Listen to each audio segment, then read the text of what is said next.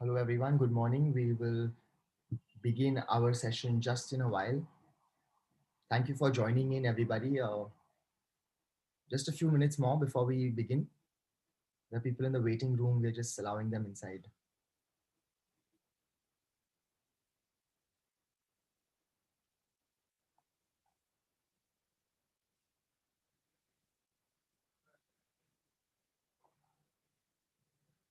Just a few more people in the waiting room, and once they've joined us, we will begin with our session.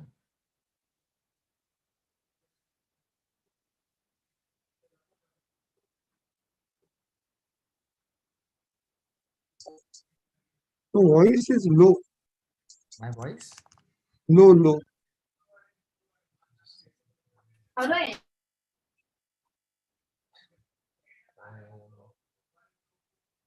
Maybe your microphone is little. So maybe the input level, if you increase at the mic, your volume will increase. Yeah, I'm doing that. Just a second.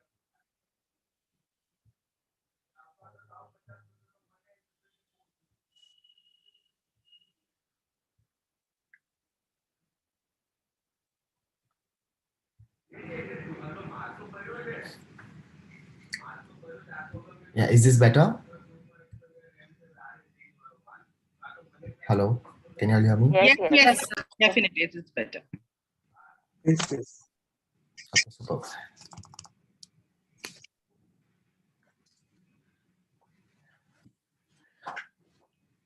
So should we begin, ma'am? Yes, I think we should begin. Tisha, good to go? Yes, ma'am, good to go. Okay, over to you. Thank you for joining in, everybody.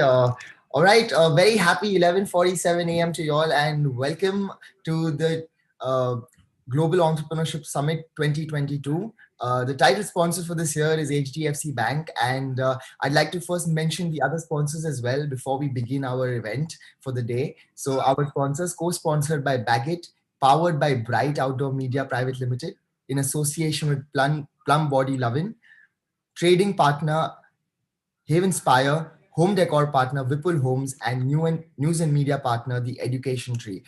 We've got some lovely sponsors on board, and this year we've also got a few government tie-ups which actually add on to the credibility and the legitimacy of our event, and really boost the confidence of not only the organizing team but also everyone participating here, that they get the platform like this to come and meet more people and socialize and network, and also put their businesses out here in front of a great audience. So we're doing this in association with the Ministry of Electronics and Information Technology, the Digital India Power to Empower, National E-Governance Division, Maharashtra State Innovation Society, the Skill India, Make in India, Startup India, AWS Activate, Mumbai Angels Network, Inflection Point Ventures, TE Thai Mumbai, and Wadhwani Foundation. We're really, really proud and happy to have all these associations on board for our summit this year. And it gives us immense pleasure in saying it out to everyone that we've got these lovely tie-ups.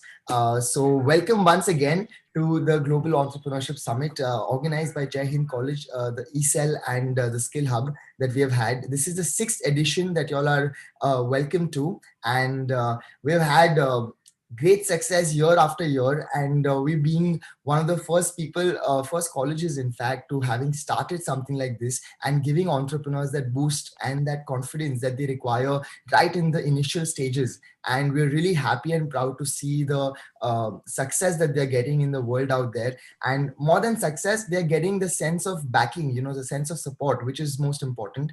More than success, it is feeling that the process is successful, and we have successfully made their process a memorable and a worthwhile one, and we're really proud of that.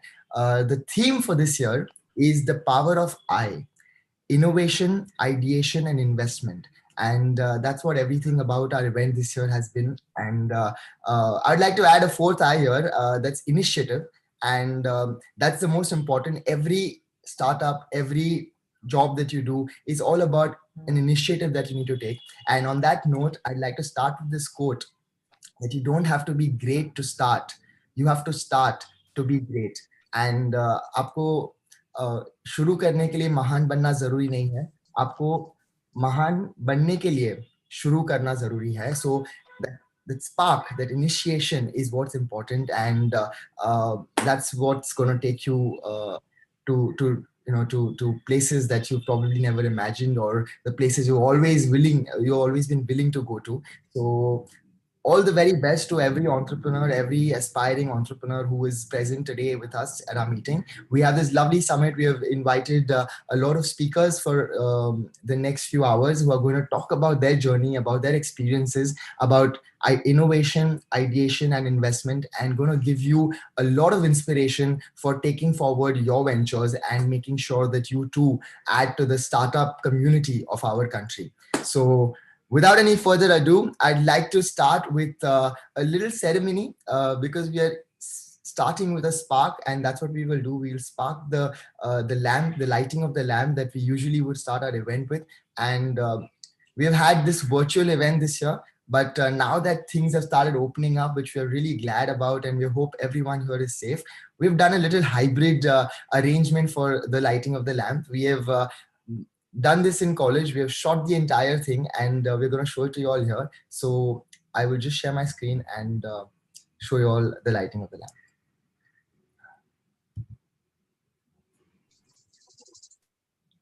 Yep.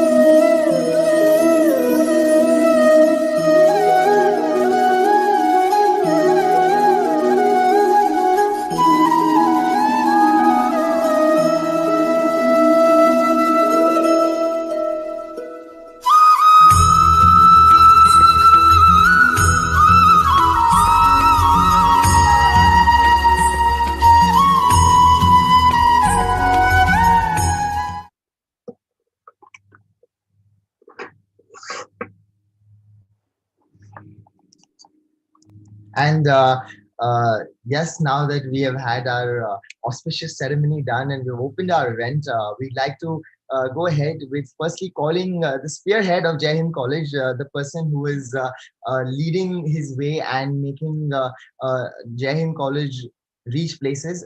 We have Dr. Ashok Wadia. And as you could also see in the video, there's something he really believes in, which is pushing his students forward and making sure that they get the opportunities that they deserve to get. And even in the video here, making sure that everyone gets a chance to light that lamp and be a part of this entire event and feel a part of it. I think that's a lovely quality of his, to include everyone together and lead the way all the way. So thank you so much, sir, for your support to every student here. And the stage is all yours now. Thank you, Aditya. And I think few minutes are left to the noon. So I will say good morning still. As you are put rightly 11:47. So I could see the time is just 4 minutes left to the noon. So we are in the right time to start in the morning, the event. And Aditya, my student, I'm so happy to see my students is a comparer. That is a quality which I will look into my students and my faculty. So when you say that I'm leading them, rather you are the guys who lead me, who actually take me forward. So thank you very much for all the support you give, the students coming forward and with the kind of nature.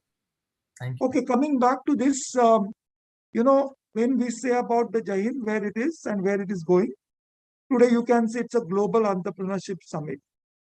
The students here crave and crave for achieving the different heights, and they are not satisfied.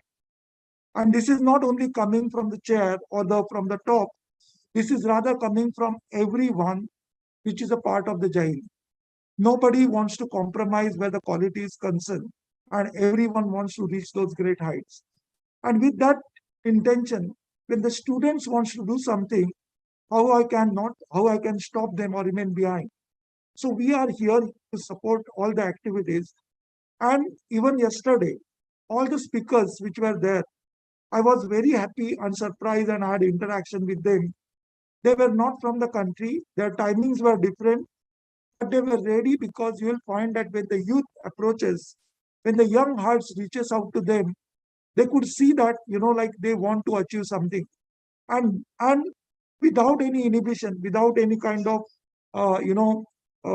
hesitation, all these people had come forward and were talking and guiding our students. It was a wonderful experience to see Australians, Americans, everybody wants to be the part of it and guiding our students. And in the process, you will find this particular experience was passed on to not only to the Jain students, but to everybody who is a part of this particular summit. So it's a wonderful thing. Coming to the part of, like, say, this particular summit is focusing on the eye. Now, I'm a science person. And when you talk about a science person, for me, what you see are the rays which are entering your eye. But the process doesn't stop there. Earlier, it was thought that when you see to the eye, actually you send the rays and then they come back. I think this Global Entrepreneurship Summit is somewhat like that. What you send, you get back. And you are able to evolve. So even if you consider scientific way, it is very important that what you see and analyze. So when you look at the entire thing about entrepreneurship, isn't it depending on the observation? But any person can observe, but will not be able to analyze. So it's very important that what you see is not simple, because any entrepreneur has something there within him or her, which is actually is craving for certain things, want to analyze the thing and want to do something different. So the innovation comes. Of course, when the innovation is there, you also need that kind of courage to start something. And you rightly put that, Aditya, that it is very important that to take that initiative. But initiative will not come unless you will actually consider and look at it everything. And one more thing which has been considered by you, and you spoke about it, is investment. Investment is not only the money, investing yourself, which is very important. So I consider the true entrepreneur doesn't do everything and anything for the money. Money is part of it which comes later on. Entrepreneur has something to achieve. And whatever, and whenever I heard entrepreneurs, I have taken only one thing from them, that they wanted to do something and they never thought in terms of the money. And I have seen the entrepreneur, one of the person, our own student who has achieved the heights. I know that when the venture capitalists were offering him, he refused, because he wanted to do the way he wanted, and wanted to do something because he didn't want the kind of restrictions. So many times the students ask that I want to become entrepreneur. Okay, how much money I should start with? I will say here that it is not that how much money you will get. You may get crores of rupees or you may get 1 rupee. What is important is how much you are ready to invest yourself. If you are ready to invest yourself, then you will find money doesn't matter. Of course, money is required, but it will come, because the people, even the venture capitalists or everyone, will look at you, your involvement. And that is the reason, if you are able to see, you are able to keep your eyes open, and what you see is different from the others, and you want to do something innovative and develop the ideas, and then that idea will definitely will bloom, and there will be startup, and soon it will be the business. So I think everyone over here, who's attending today and yesterday, I consider that somewhere, that just now we have lighted the lamp, there should be a spark ignited within you to do something differently, do something innovative, Do something which you want. And that is where you will find that the flame which will be there within you will remain on, will be going on, and you will be able to also get the more people with the same kind of flame which will be burning. Because we always say the one light can light many lamps. In the same way, I think this is the process of the summit. Why we are doing it is because we want this process to continue and not just restricted to Jai Hind. Jai Hind is where it starts, but we want that particular light to spread everywhere and definitely globally. So you will get this kind of opportunities by attending this summit, and I'm sure there will be many budding entrepreneurs, many budding startups which will be coming from this particular part and will bloom in the near future. Thank you very much. Thank you so much, sir, for this wonderful, thoughtful introductory speech, and I'm sure it will help everyone who is here. The lovely thought of you saying that what you give to the universe, what you spread, is what you get back, and that's a lovely thought there for everyone here. It is your manifestation, and it is a power that is something that you can work on, is something that you can believe in, and once you start doing it and then start working towards what you believe in, you definitely will achieve it. And a lovely thought there from sir. And we spoke about candles. I have this one thought about a candle that when there are two candles lit up, it's not the height of the candle may differ, but they will yield the same brightness. It's never the matter of your position, but the ability that will actually shine. So you should not worry about where you are on that ladder of success. You should just keep shining bright, and you're going to go ahead a long way. Thank you so much, sir, for your wonderful thoughts. And next up, I'd like to call upon the leading lady of this entire event, our coordinator, Dr. Rakhi Sharma ma'am. She's the head of entrepreneurship cell and skill hub and the incubator and accelerator center in Jai Hind College. She started this a few years ago. And for her introduction, I'd like to just say one thing. Jai Hind BMS तीन चीजों पे चलता है. Passion, passion or passion. And this lady here has immense amount of passion for Jai Hind BMS. And I'm truly grateful that I was a part of this as well. Thank you so much, ma'am, for being there for everyone here and for transpiring your passion into every single person in Jai Hind BMS. And that's a lovely thing that you're doing there and giving this platform to every entrepreneur out there to come and explore themselves, explore their ventures. I think it's a wonderful deed. And leaving it over to you, ma'am. Thank you so much. Thank you. Thank you, Aditya. Thanks a lot for those lovely words. Means a lot.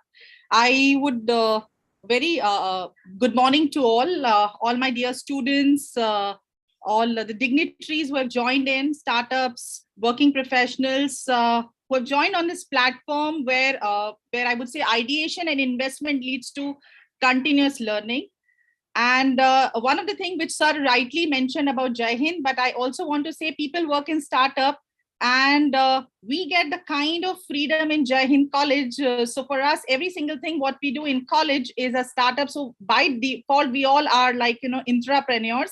And that's what our principal has had a vision for all the faculty or the students or every stakeholder in the institute. And that is where we can see the entire journey, which is right there. So we had a dream, which was written down with a date that becomes a goal. But now the goal has further broken down into steps and which has become a plan. And the plan is backed by action, which has made our dream comes true. And this defines the journey where we continuously ideate, innovate, invest. The fourth I, Aditya, you added is initiative, and I will add the fifth I, which is implementation. Is that's what we believe in. ECEL Scale Hub at Jai Hind College, under the guidance of our principal, sir, we hold sessions which promote a lot of valuable insights from industry. It's a process which goes on a regular basis. There's a lot of exchange of ideas, and it's by learning new things that make us grow. So we are creating an ecosystem. And when I say an ecosystem is for everybody. It is not only for Jai Hind students, but it is for Jai Hind or any other student also who across the country or even outside country or want to take an advantage of that. We have provided that. So that's a kind of an opportunity. As Jai Hind College, we are providing to every student to ideate, to do research on problem solving, to come up with product market fit, to do validation, to do continuous learning. Because what as a skill hub, we believe that it is important to offer opportunities to everybody, so that they rise, all the student or everybody who is a part of an ecosystem, so that they rise to their fullest potential. And I just want to end by just saying one line, that a journey of 1,000 miles begins with a single step. And we are taking the single step with the support of all these stakeholders. Aditya, you mentioned that there's so many government associations, industry leaders who have come. Our alumni are supporting us. A lot of other sponsors are coming on board. And our students definitely are there. And we request all these stakeholders to continue this journey with us, to make this journey remarkable. Thank you very much. Thank you so much, ma'am.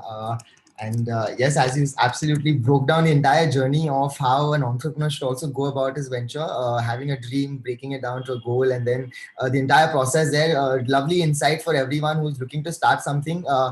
That's exactly how you implement your dream, because while you're watching a dream, that's one thing, but actually executing and implementing the dream is another. So don't wait. As soon as this meeting is over, sit down with a pen and paper and start planning your venture and go ahead with it. So thank you, ma'am.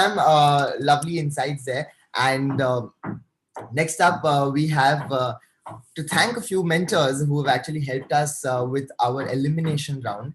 And they were really kind and generous to come in and help us in our summit. So we'd like to thank them. The CEO of Startup Consulting India, Mr. Vivek Bhojwani, Mr. Pratik Kumar. He is the founder and managing director of Neoniche Integrated Solutions Private Limited, Jharkhand Angels, and Ms. Shivangi Bubna, partner investments at Mumbai Angels Network. They helped us with our one elimination round that we had, and we're really grateful to them.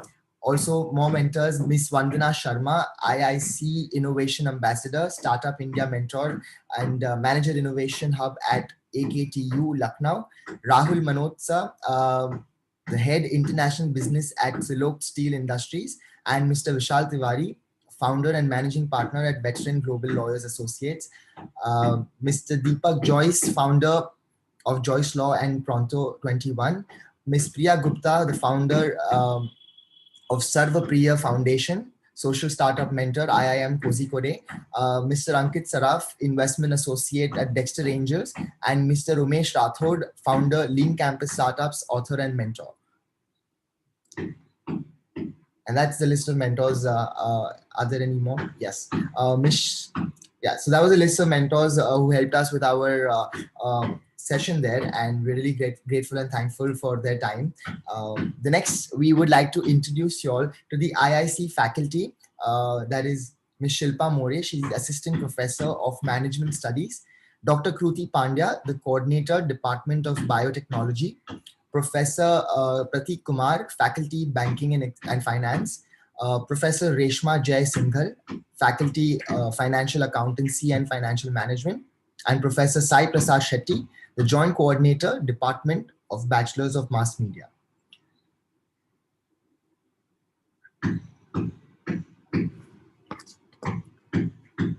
And now we have our last year's student president 2021, Ms. Siddharth Jalan, who is here as well. And a few words from him to motivate our team and tell us a little more about the ECEL and the Global Entrepreneurship Summit and the transition from last year to this year. So over to you. Thank you so much, Aditya sir.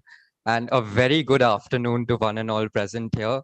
And it is always a great honor and pleasure to come back as a past president speaking here today after all I've experienced. So I would like to just take everyone 2 years back. I have seen the e-summit in the offline mode just before the pandemic. And once COVID hit, I only had one concern in my mind, and it was, how can I take such a grand scale event online into the virtual environment?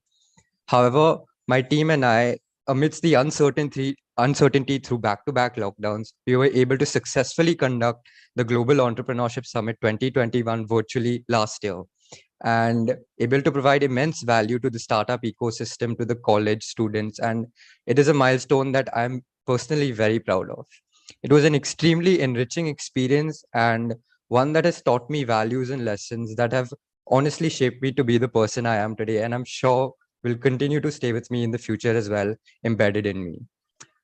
This year too, the eSummit is back and better than ever. Each year, there's something new and something greater about each year, and it just keeps getting better. We have bigger brands this year, a much more diverse set and panel of speakers and mentors, and of course, ever engaging workshops and events. So I would like to congratulate Dr. Wadia, Dr. Rakhi Sharma, Ashna Malhotra, and the whole team that has put together this event. And it is always proud and always a great feeling to come back. And thank you for allowing me the opportunity to come back and say a few words. It's always a great feeling. And I would like to just end by giving my best wishes to everyone and good luck to all the startups and participants for this year.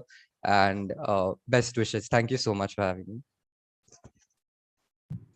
Superb. All right. Thank you, Siddharth, for your words there. And yes, as you said, it is a great feeling to always come back. And what you have done for college is always going to be remembered by everyone there. And I hope you remember this entire experience too, because definitely one thing that I know is this is going to help you in life ahead. The entire process of organizing and as you said, the challenge of from offline to online. I think you faced the biggest crisis, one of the biggest crises that you can during, organizing an event, and that's kind of getting you ready for any kind of crisis in the future. So yes, a wonderful experience for you, and I'm glad you had that. Thank you so much. And next, now we'd like to call on the secretary of the Incubation Center. Yeah, so we'll talk about the Incubation Center first, the Jai Hind College Incubator and Accelerator Center. It was founded in 2020, and more than 20 startups have been incubated and under the pre-incubation program. So I'd like to call upon the secretary now of the Incubation Center to talk about the Incubation Center. So calling upon Mahika Pahuja. Thank you so much, sir. A very good afternoon to one and all present here. They say if you don't build your dreams, someone else will hire you to help others build their dreams. So now if you take a group of people who have a fabulous business idea, they are providing a solution to a problem that's the need of the hour. They might unlock potential in a way like never before. But we need to realize that it's not just this idea. It's also the execution, adaptability, and various other factors that are required for the business to grow. We at the Jai Hind College Incubator and Accelerator Center have been helping these entrepreneurs to shape their ideas ever since the incubator began in 2020. So we have our incubation program, so where we are helping around 20 plus incubatees. So if you already have a venture and you have begun a bit of your operations, then the incubation program is the perfect place for you. We also have a pre-incubation program. So if you have an idea and a vision and a plan to take the business ahead, then your idea will help you with mentorship in the pre-incubation program. Mehdi, can we change the slide? We are home to 20 plus incubatees. These incubatees are from various geographical locations across India. They are ranging from technology, healthcare, beauty and wellness, finance, FMCG, and also social ventures and many more. We have leading mentors and industry experts from across India and the globe to help transform these entrepreneurs' ideas. Next slide, please. Our collaborations include Atal Incubation Center, Rambhav Margi Prabodhini, and we are also recognized on various platforms. Then, and now I also have some news for all the entrepreneurs out there, because the incubator is opening applications for a new set of incubatees.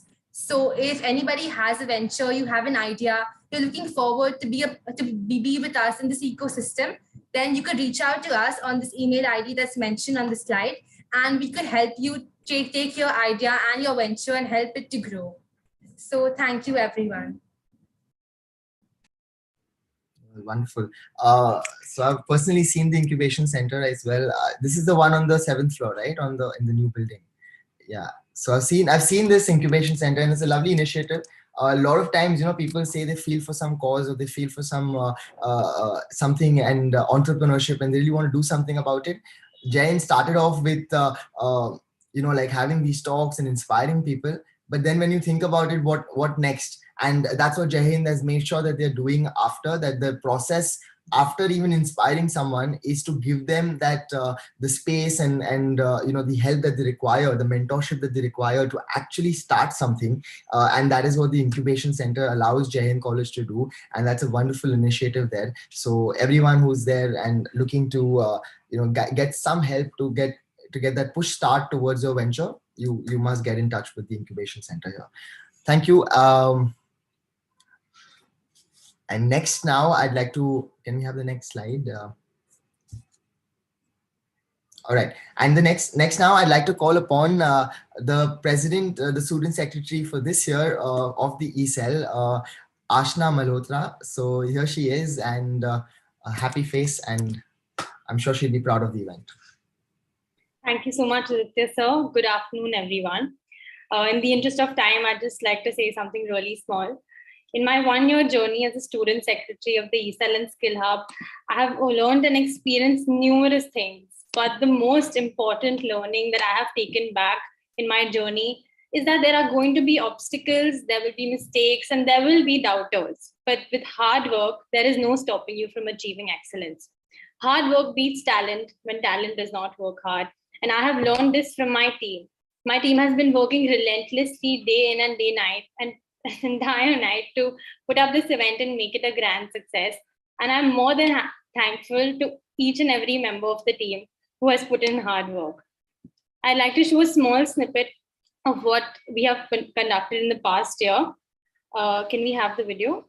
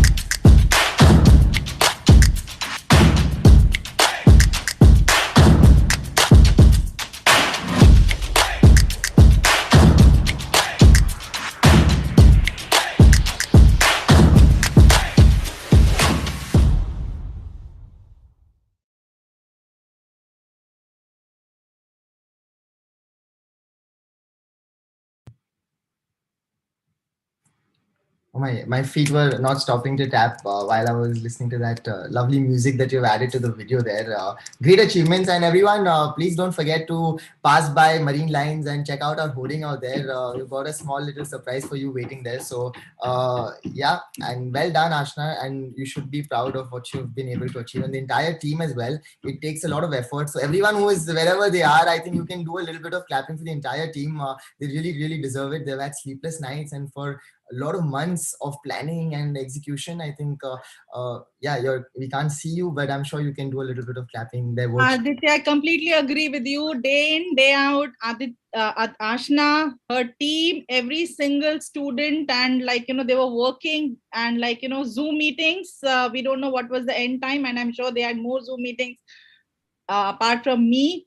So, and working with me is always a challenge. So congratulations, Ashna. Good job, and heartiest congratulations to all the students of ECEL Skill Hub to take up this, and IAC to take up this initiative to a bigger and better heights. Ashna, heartiest congratulations. Thank you. Thank you. And you spoke about obstacles being a part of your journey, and I just like to add in. So when we go to watch any movie, and imagine the movie starting off, and the actors, the hero of the film and the heroine of the film, they are in love, they fall in love, everything goes good, parents agree, and they just get married.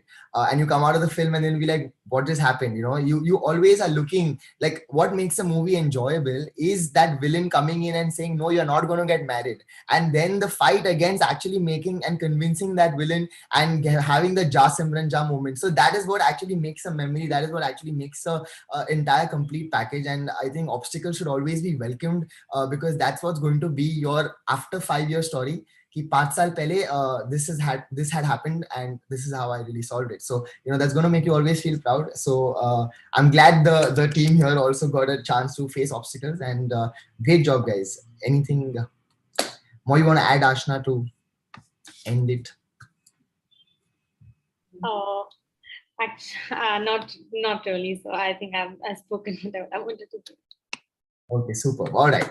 Thank you so much. And all right, guys, now it's time to move ahead with our keynote speaker session. Our speaker here is waiting with a really big smile on his face, and I'd like to introduce him. He's also my fellow batchmate, and the first speaker for the day is Srijans Bhandari, the founder and CEO of Green Soul, director of Heritage Girls High School. And here's a little introduction for him that we've written. An Indian social entrepreneur and author and the co-founder of Green Soul, Mr. Srijans Bhandari is also the director of Heritage Girls High School, Udaipur, which is a leading residential school for girls in India, and has been the Forbes Asia 30 Under 30 honoree. He has done his bachelor's from our esteemed college, Jai Hind, and he's done MSM Entrepreneurial Leadership from Babson College. His venture Green Soul has donated 302,000 recycled slippers across 13 states in India, and were also displayed at the Lakme Fashion Week 2019 and also this year. For his work, he has received appreciation letters from Barack Obama, Sir Ratan Tata. We at Jai Hind College salute him for his vision of bridging the social, economical and environmental gap. So here we have him with a lovely smile on his face, and welcoming Srijans. Thank you so much for being a part of this event. And I believe you have a video to show. Should I show that before? Yeah. So there's a small video of his venture he'd like to show to you all before he begins. So I'll just share my screen.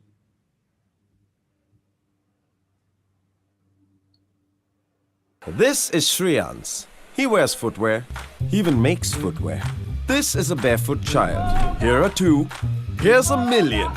It's a disease. Srijans disapproves. He hates problems. See, hate is too strong a word. Okay, he's a problem solver. Oh, okay. This is Green Soul, co-founded by Ramesh, this guy, along with this guy. Yep, same guy. And these guys. They have a vision. Footwear on every foot. They found a solution. Boot, reboot. Boot, reboot. Boot, boot, reboot. They take the shoes you don't use and turn it into a brand new design using only the good parts. Nice.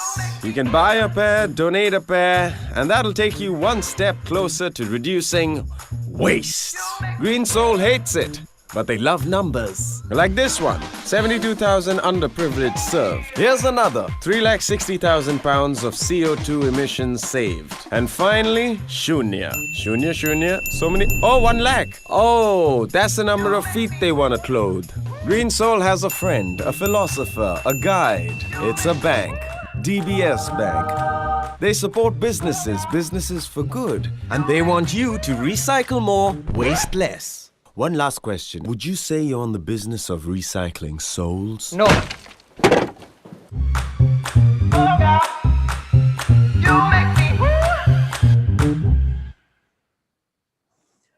Thank you, Aditya. Thank you, everyone, for making me a part of this wonderful entrepreneurship summit. Praises to Dr. Ashok Wadia, Principal, Jai Hind College, and Mrs. Rakhi Sharma for putting up this show, and the Jai Hind team also for putting continuous effort. It's not easy to get such a big event moving in these times. So big praises to all of you, and it always feels like home when I speak on a Jai Hind platform. So it's very good to be back, and I'll try my best to revise my journey of how it started and played before you, so that it also helps you take that first step, which as everyone pointed out, that first step is very important in entrepreneurship, and it does take a lot of courage, because you are getting into the unknown. So our human mind is always built for safety. We always want, it wants to get food, shelter, and it keeps you safe. So getting out of that mindset, getting the first step to take the courage, that is the main thing.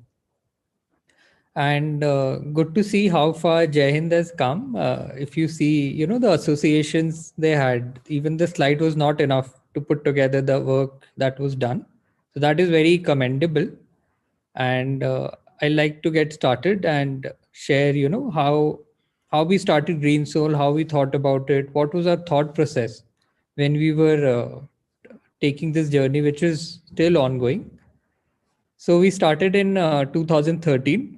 That is quite far off from here. Still a lot of years have gone by. We haven't realized we've been working on Green Soul for so long. And yet, we wake up every day with a new enthusiasm to work on the startup, and still a lot more to do, lot more to achieve. So I'm a marathon runner, and I'm also a photographer, and I've published a book from my photography. And I was not very good at studies, but I was a very sincere student, and I was someone who was always looking to do something. I was not someone who'll while away his time. I'll spend time thinking, I'll start doing things. So, a very practical, like on ground person. So I had completed my book. I was doing marathon running. And because I had some free time, I was thinking what I can do, use that time which I get. So so that is when I came up with the idea of Green Soul. So my friend Ramesh, he comes from a very different background. He ran away from his family in Uttarakhand and came to Mumbai alone, and lived a very hard life before joining athletics, which where he became a professional runner. And we used to run together at Priyadarshini Park under the same coach. That's where we got to meet. And he was from a very different background, but he was also very innovative and trying to break away from what he was, the kind of life that he had had in the past. And that's where I saw him, trying to mend his pair of shoe. So it just clicked in my mind, and it stayed with me for a lot number of days. And like this, things happen in our daily life, but are we paying enough attention to it? Are we really seeking opportunities? Are we looking to go ahead? That is an important thing. Also in our life, success is always waiting to reach out to us. But if we don't get started, if we don't want to take that initiative, we'll never reach anywhere. So that is how we started back in 2013. So I met Ramesh at this Priyadarshini Park, and he was mending his shoes. That's where it stayed with me. And when I was in college, Professor Rakhi Sharma, she was telling someone that there's a entrepreneurship competition taking place. So at that time, I didn't have an idea. And because this image had stayed with me of mending shoes, I went back home and researched what is happening to shoes. Because I was an athlete, I was also throwing away a lot of shoes, because when you run in a shoe, you can use it only till a certain period of time. After that, you have to throw it away, or you have to give it to your maid servants. But what after that? Uh, there's no clear process for utilizing shoes. And that's where entrepreneurship comes. These are gaps in the environment that one taps into. Like if you see our our phone bills were very high at some point in time. We couldn't get network while we were traveling. Our data was not so fast. So that gave opportunity to for a company to come in, to innovate, to make the plans much cheaper, to do things in a much more efficient way. So these are the gaps that we need to find. That is what essentially entrepreneurship is based on. And luckily we fell upon such a gap. This image stayed with me. I was looking to do something. That's why I went back home, researched, and found that 350 million pairs of shoe go to landfill each year. Imagine how much is 350 million. You can fill containers and containers out of shoes. and these many shoes going to landfills and no one paying attention on them. And when I researched the second thing, I was even more surprised. There are billions of people without footwear. So shoes are going to landfill, you don't have a solution for it, but people don't have a pair of footwear and they're infected by not having footwear. It impacts their life. So there's a very clear gap that I understood at that time, which is very simple to understand. Shoes, but people without shoes, it's a clear gap. So that's what Green Soul does. We started, I met Ramesh, we started brainstorming on it. We started thinking, can this mending of shoe lead to something? So that discussion led us to a pair of slipper. So, we were not from the entrepreneurship background. I was 19 years old then, no manufacturing expertise, nothing. But we just imagined what a slipper looked like and then moved that shoe to that pair of slipper. So that was kind of a breakthrough point of us where we got the product which is going on with us for the 7 years now. And so try and identify these gaps in your daily life, where the problems are occurring, where in the environment you're facing difficulties. Like, it is difficult to get a taxi. So people form an app where you can get taxis on the call. So, these are gaps that entrepreneurs are trying to find. And the bigger the problem, the bigger the market will be, the bigger the people will be looking forward to your idea. So that's where we started, where we were having this pair of slipper from the old shoe. That's where our journey began. And I immediately applied for the competition where which Miss Raki was telling about to someone that, this entrepreneurship competition is taking place. So I was also very opportunistic. I didn't see that, I don't have an idea. What should I do? I started thinking that, okay, I have free time. Let's do something, So I came up with this slipper, and that is when we applied for it. And we even got patents, and we got very good response because this was something very unique, that people were seeing a slipper made out of an old shoe, and such a big social cause being solved. So people were very amazed. We had our first buyer from Mozambique who was also in the exhibition, and she purchased our prototype. Also, we were not scared of sharing an idea because this was a very unique idea, but we didn't feel scared. We spoke to people, we attended conferences, because you should not, once you have an idea, you should share it with as many people. Ultimately, your thing will become a product or a service. It will go out in the market. So do not feel scared. And that's what we did. We went out and we got feedback. We developed patents. We came back to Mumbai very inspired that suddenly we had come in top 30 innovators from being in the summit. And then we applied for few more competitions. And from IIT Bombay and Eureka, we got about 5 lakhs of capital, which was our seed money. And I could have taken an amount from my family also, but I had that idea that let us do it myself. So I took very small amount from them and tried to do everything that I could on my own, because I sort of wanted to also prove myself that can this work out, can this become an idea, can we solve a problem. So we came back to Bombay very inspired after this startup competition, and also having won 5 lakhs of capital from Eureka and IIT Bombay. We were very inspired that, we had the capital also, we had the idea also. Now the execution started, where we started looking for a place in Bombay where we can upcycle. And we used very simple research. We went online and searched where in Bombay we can make footwear. You can try and Google it. You'll find Thakkar Bappa colony, which makes 2 lakh footwear. See, you'll never get to know of this knowledge if you are not, if you're not thinking out of the box. You can go to college every day. You can read the same things. You'll learn a lot. But when you get into entrepreneurship, the learning is very different and you learn very quickly. So I went online, found that 2 lakh people are there in Mumbai, which can make and help us out into making these footwear. So we went to that colony, started making some prototypes. We had some 15, 20 samples with us. They even rejected that, we don't work on old shoes. So we painted it and gave it to them that now they're new, you can work on them. So we were young, and we were hell-bent. Anyway, we have to move forward. If we want to make a sample, if we want to make 50 pairs, we will do it. So that was our attitude at that time, and that really helped us. We were able to ultimately make the samples, and we also had the courage to in the park we were running in, there were several corporation heads like JLL, India Bulls, and even Mr. Anil Ambani, and a lot of people used to run there. So we directly went up to them and spoke, this is our idea, will you take it up under your CSR? And people agreed.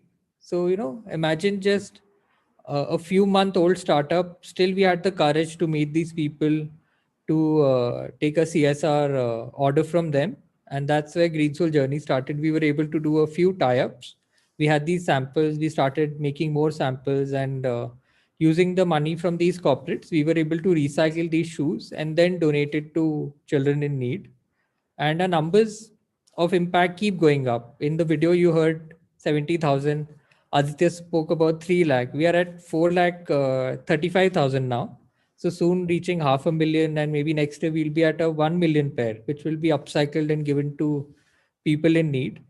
So this base journey of 1 year was very important, where we cracked the idea, developed a product, got some seed capital. We even found the first people who could trust us and give uh, financial backing to this idea. And these 2 years were quite a grind. We had to work hard, we had to research, we had to learn so many things at one point in time. We had to learn about machinery, about setting up a plant. We had to learn about how to market, how to sell a product. And those 2 years actually helped us to run till 2020. And now we are at a stage again where we are rethinking how to reinvent the company, which will, so again we are in the grind phase where we'll working towards making this company mainstream in the next 5 years. So we've reached 4,14,000 pairs which are upcycled and donated. We have tie-ups with Adidas, Skechers, Metro, big companies which have footwear which they want to they get back from their customers, but they don't know what to do with it. It even goes to incineration. So we have these types with footwear and apparel company, and they give us these pairs and apparel along with money to upcycle them. And these are our main clients. We also have corporate partners who are doing CSR with us, about 55 partners, ONGC, Bharat Petroleum. So this phase of the business is doing very well. We've also started a retail range of green sole shoes and apparel and footwear. And these are all sustainable and vegan. Every year we try and make it more and more sustainable. So the current range we're using, PET bottle mesh, and we're using soles which have granules of wooden flakes. We're using like a foam which is also scrapped. It is used in our sole. So our footwear look very fashionable, but they're very sustainable. And we also support the social cause of recycling and donating for good. So our CSR part, recycling solution part is doing very well. Now we are at a phase, the grind phase again of 2 years, which will take the company ahead for the next 5 years. So that is how that is how life is. Yeah, you don't achieve success every day. It is 3-4 months, few months you work very hard, then you get a sudden success, then you work hard again, then success. So it's a constant effort, but you need to be in it for the long term. I think that is the key, where you're so passionate about the idea that you're not thinking about the problems. Someone said, will this shoe sell? So we don't have a doubt, we'll prove you wrong, because we'll find out 10 ways to get the product out there, to get it to the consumers. So that is the attitude one needs as an entrepreneur. One needs to be resourceful, needs to have a long-term vision. 7 years gone by, we've achieved success, we've come in Forbes, we've done well, but keep grinding, keep working hard. So that is the mindset one needs, and the courage to get started. The first 2 years were the toughest for us, and even tough was the first step. That can we do? Are we the right people to even do this? Are we the right people to recycle? We don't know anything, no experience. Can we go ahead? But taking that first step is very important, and that's why I think this platform is key. Maybe some people will get inspired from this, maybe they'll find the courage to finally go online and check out check out the idea they've had, whether it is available in the market, does it solve a gap. I was very surprised to see so many shoes discarded, people not having footwear, but in Mumbai itself you can get them recycled. So find the courage, get started, and keep yourself motivated. It's not, success is waiting for you, but it's not going to come for you on the plate. You have to go out there, work hard, and if you grind for 2 hours, you'll get success for 5 years. Then grind again for the 5 years next. So go out there, have courage, and things will work out for you.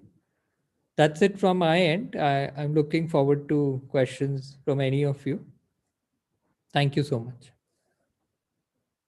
Thank you so much, Srijans, and for sharing your inspiring journey. And as you said, grinding is a very crucial part of actually, creating something and of getting somewhere. So, and I'm sure I know how much you have, gone through that process and to reach where you are today. So, congratulations. And lovely, you said you've crossed 4 lakhs of the footwear, and that's amazing to hear. Yes, we'll take some questions now. Anyone has questions? So, okay, we have a couple of them there. We'll take a couple of questions. We have about 5-6 minutes. So, sir, are we talking about shared economy and UGC? How does sharing economy incorporates both market and non-market logics, and how we will analyze the tension between them? Would you like to answer that, Shreyans? Yes. So every crisis leads to some ideas. Last time we had a crisis, we had a lot of these startups, WhatsApp, Facebook, Instagram come up, which are still so much relevant now. They're part of our economy. And when you see shared economy, that was a trend which came 10 years back. It started from the US and came here. And the main idea of that trend is you just develop a platform. You develop a platform which gets people who have a problem with the solution providers. Like you develop an app, people come to you. So that cost, it's a very scalable model where you can very quickly get to more and more users. So Uber did it, then Ola did it, Lyft is another US company which did it.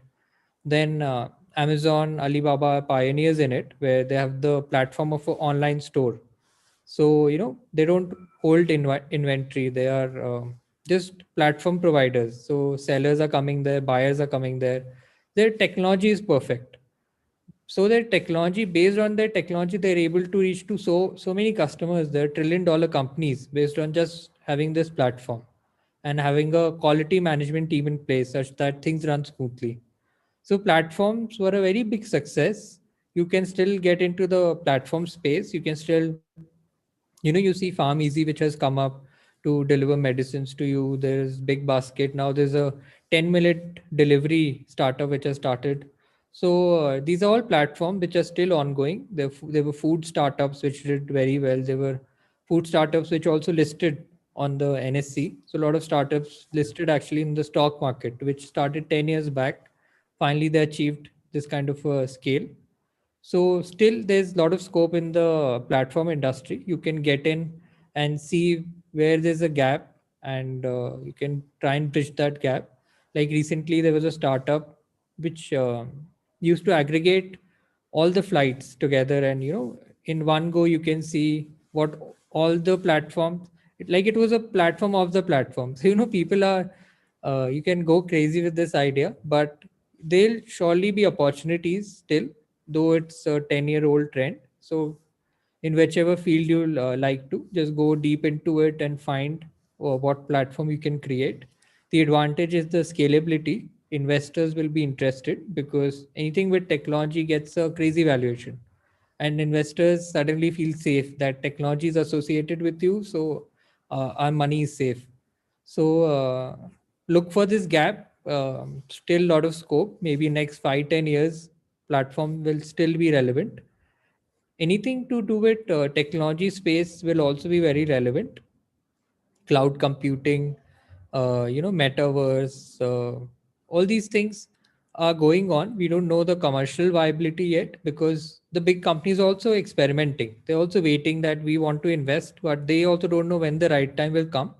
So it's a bit of risky thing to be in it. But if you want to, you can be in the AR space, in the crypto. I don't know if it's not legal, but in the AR, VR, 3D, it's a good thing to be into it. But slightly, there's no surety. You'll get backing, but no surety whether it will actually become a commercial thing, whether we'll adopt it like we did Instagram or WhatsApp. We don't know that yet, but still you can get into these space. So technology, shared economy, AR, VR, still good spaces to be in.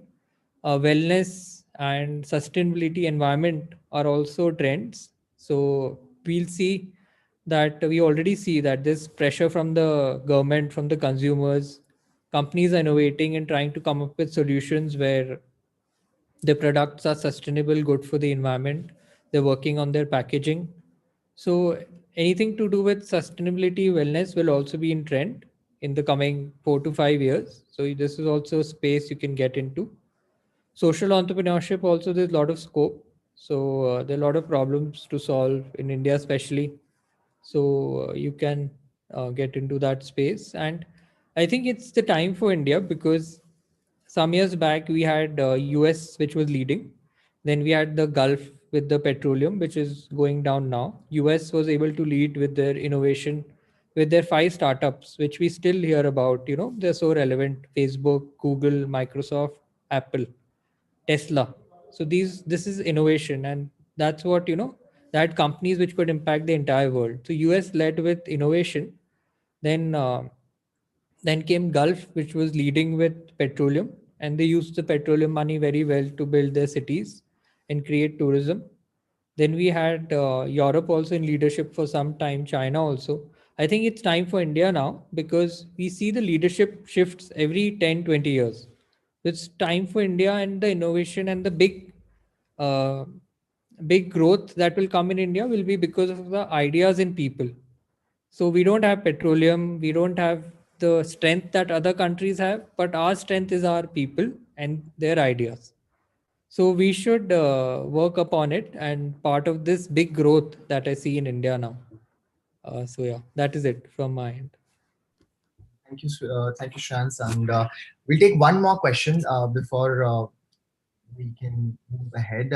Okay, we'll take this one. I think I like this. How do online discussions in social media reflect market and non-market logics in the field of sharing economy? So since we're having a lot of them, in social media now, and so what are your views on this? Yes, I think everyone wants to invest through advertising in social media into running pages, but important to keep an eye on the results and how to get ROI on these platforms, because it's easy to invest but difficult to monitor how you're actually spending the money and getting results. So customers want it. You just need to keep developing your expertise on it. All right. Thank you so much, Shriyans, and thank you for being a part of this event here and sharing your story with all our aspiring entrepreneurs here. So it was really lovely to have you, and thank you once again. Yeah, I'm just sorry, Aditya. Yeah, I like the two part of it. What you said is that one needs to have a courage. That's very important, and I know how courageous you are. So definitely success has to touch your feet. Also, what I can say is that one part you said, the population. We are always bogged down by the population. But what you mentioned is that because we can use it as a strain, I think that's a point which should be taken into consideration. Because here in India, what normally Western countries throw, like use and throw, here we have got every corner. The person who is not even engineering person, is able to repair your mobile. I remember one of the person had written it, like say he had a Apple mobile and he was worried, like so much something has gone wrong and where. And he came across one guy and he was a small kid who had not even gone to the school maybe, but he was so expert. He repaired it and gave it back. So I think, if we have got that kind of talent, maybe the proper schooling and all that will help. But otherwise also, the talent is talent. And therefore, you'll find that, if one can cash on that, I think definitely what you said, that we will be the leader and we will lead the world. I think that dream I think that's a Srijans' dream, but I consider it should be India's dream, and it will be fulfilled. I really applaud for that particular thing, because you did something, and that is why when we say about observing something, and the person who is not entrepreneur will just see the things. The person who's an entrepreneur will of course see the gaps and the opportunities over there. Wonderful, Shreyas. Thank you. Thank you, sir. Thank you, Shreyans, for wonderful session. And as usual, the video was inspiring, and I got one more video to show to my students. Huh? So nice. And right, Aditya, you agree that video was really, really nice, huh? Very quirky video, and very well explained. Putting your nuances in it, which was really nice. The hitting the table and those things were really interesting. Great. All right, Shreyans, thank you once again on behalf of the entire Jai Hind College and ESL to have you here. Let's go ahead now, ladies and gentlemen, with our next speaker. We have a great lineup for you today. Our next speaker now is, can we please spotlight him as well? Yes.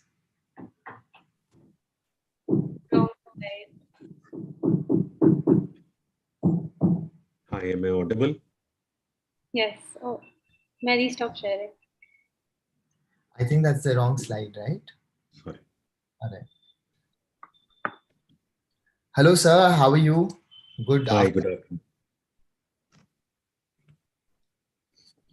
All right.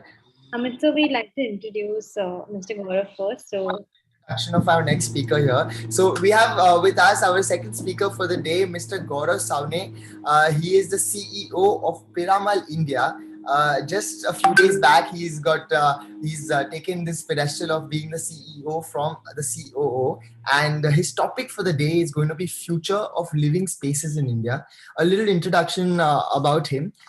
With a diversified experience of over 2 decades, Gaurav is responsible for the operational performance and growth of the company. Under his leadership, Piramal Realty has transformed from being the youngest player in the MMR region to one of the largest players that enjoys the unique position of having large projects at marked locations in MMR. During his tenure, Gaurav has been instrumental in creating products basis the in-depth understanding of the prospective consumers. He has been recognized for his efforts in leading Piramal Realty to adopt eco-sensitive construction, ethical and transparent business practices with a consumer-centric approach. He's also responsible for building and leading top-performing teams focused on the areas of sales, marketing, and management. This includes the implementation of innovative marketing techniques and product strategy at Piramal Realty. Prior to joining Piramal, Gaurav successfully led the sales and distribution along with marketing in the real estate and F&B sectors. He spearheaded multiple sales teams at national level and contributed to the market growth and revenues by challenging competition and expanding the firm globally. And in his stint with a leading developer, Gaurav resolved many challenges of Indian real estate market and specialized in selling high-end luxury products. Prior to this, he was associated with a leading FMCG company where he was instrumental in developing the go-to market strategies. He's also led the sales and distribution development of Sab Miller, and he holds a master's degree in business administration, specializing in marketing from the FORE School of Management in New Delhi. Well, he has a great experience of sales and marketing here, and I'm sure he's going to be really great at sharing some nice insights on the future of living spaces in India. All over to you, sir. Thank you. Thank you, Aditya. I hope I'm audible. I'm clear. Everybody can hear me. Yes, sir, you are. Okay, thank you. Maybe the designation. Thanks for the nice words, though. But I think maybe the designation change and that larger role happened after I accepted your invite. Maybe that's what happened when I chose to be a speaker at your event. So thank you for acknowledging that as well. And good afternoon, everyone. When I was approached, I wasn't too sure of the content I wanted to share with you guys. What I've tried to do as Aditya also introduced, is to keep this more centric, on the consumer. I've sort of kept the end user in mind. I've kept some trends in mind, and I've tried to keep it simple. This is more, it's a technical industry in many ways, but, I've sort of kept it more market oriented. So I'll take you through what I have, and then we can also discuss it, once I'm done. Can we flip this, please? Yeah, so I thought I'll give you an introduction. If you know this, we are the second largest employer. The sector has a significant role in employing people across the country. Yeah.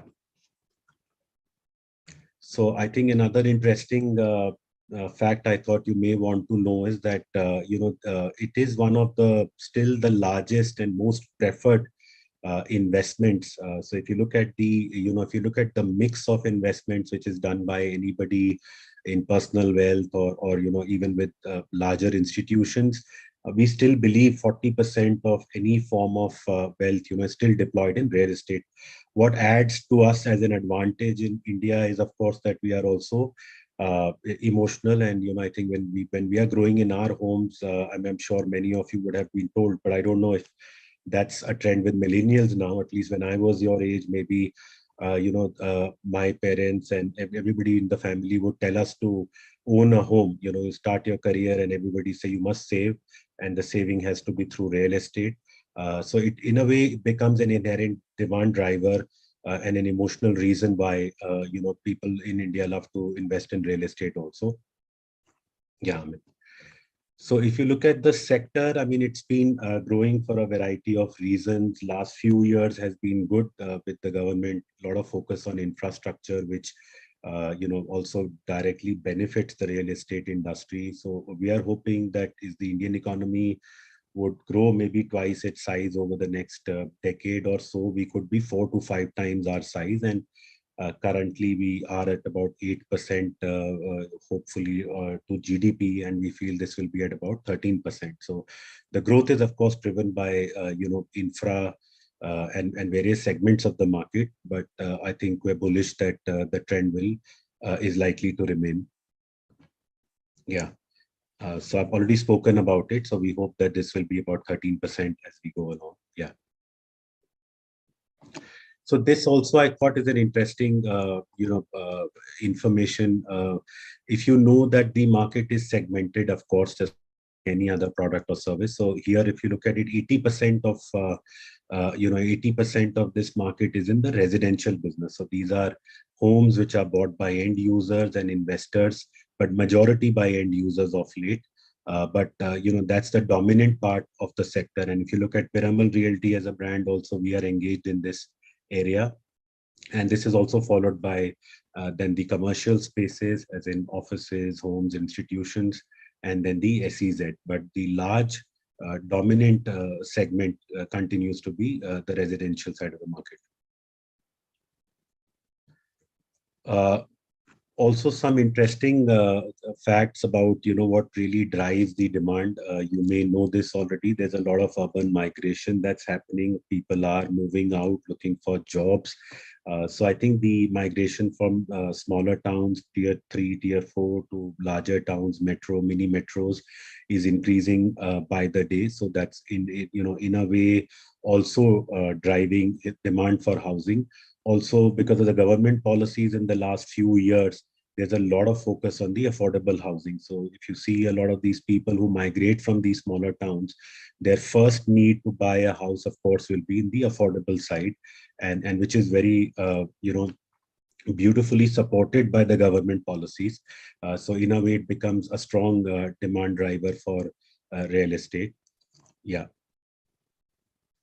So the population growth, of course, is another natural factor. Yeah.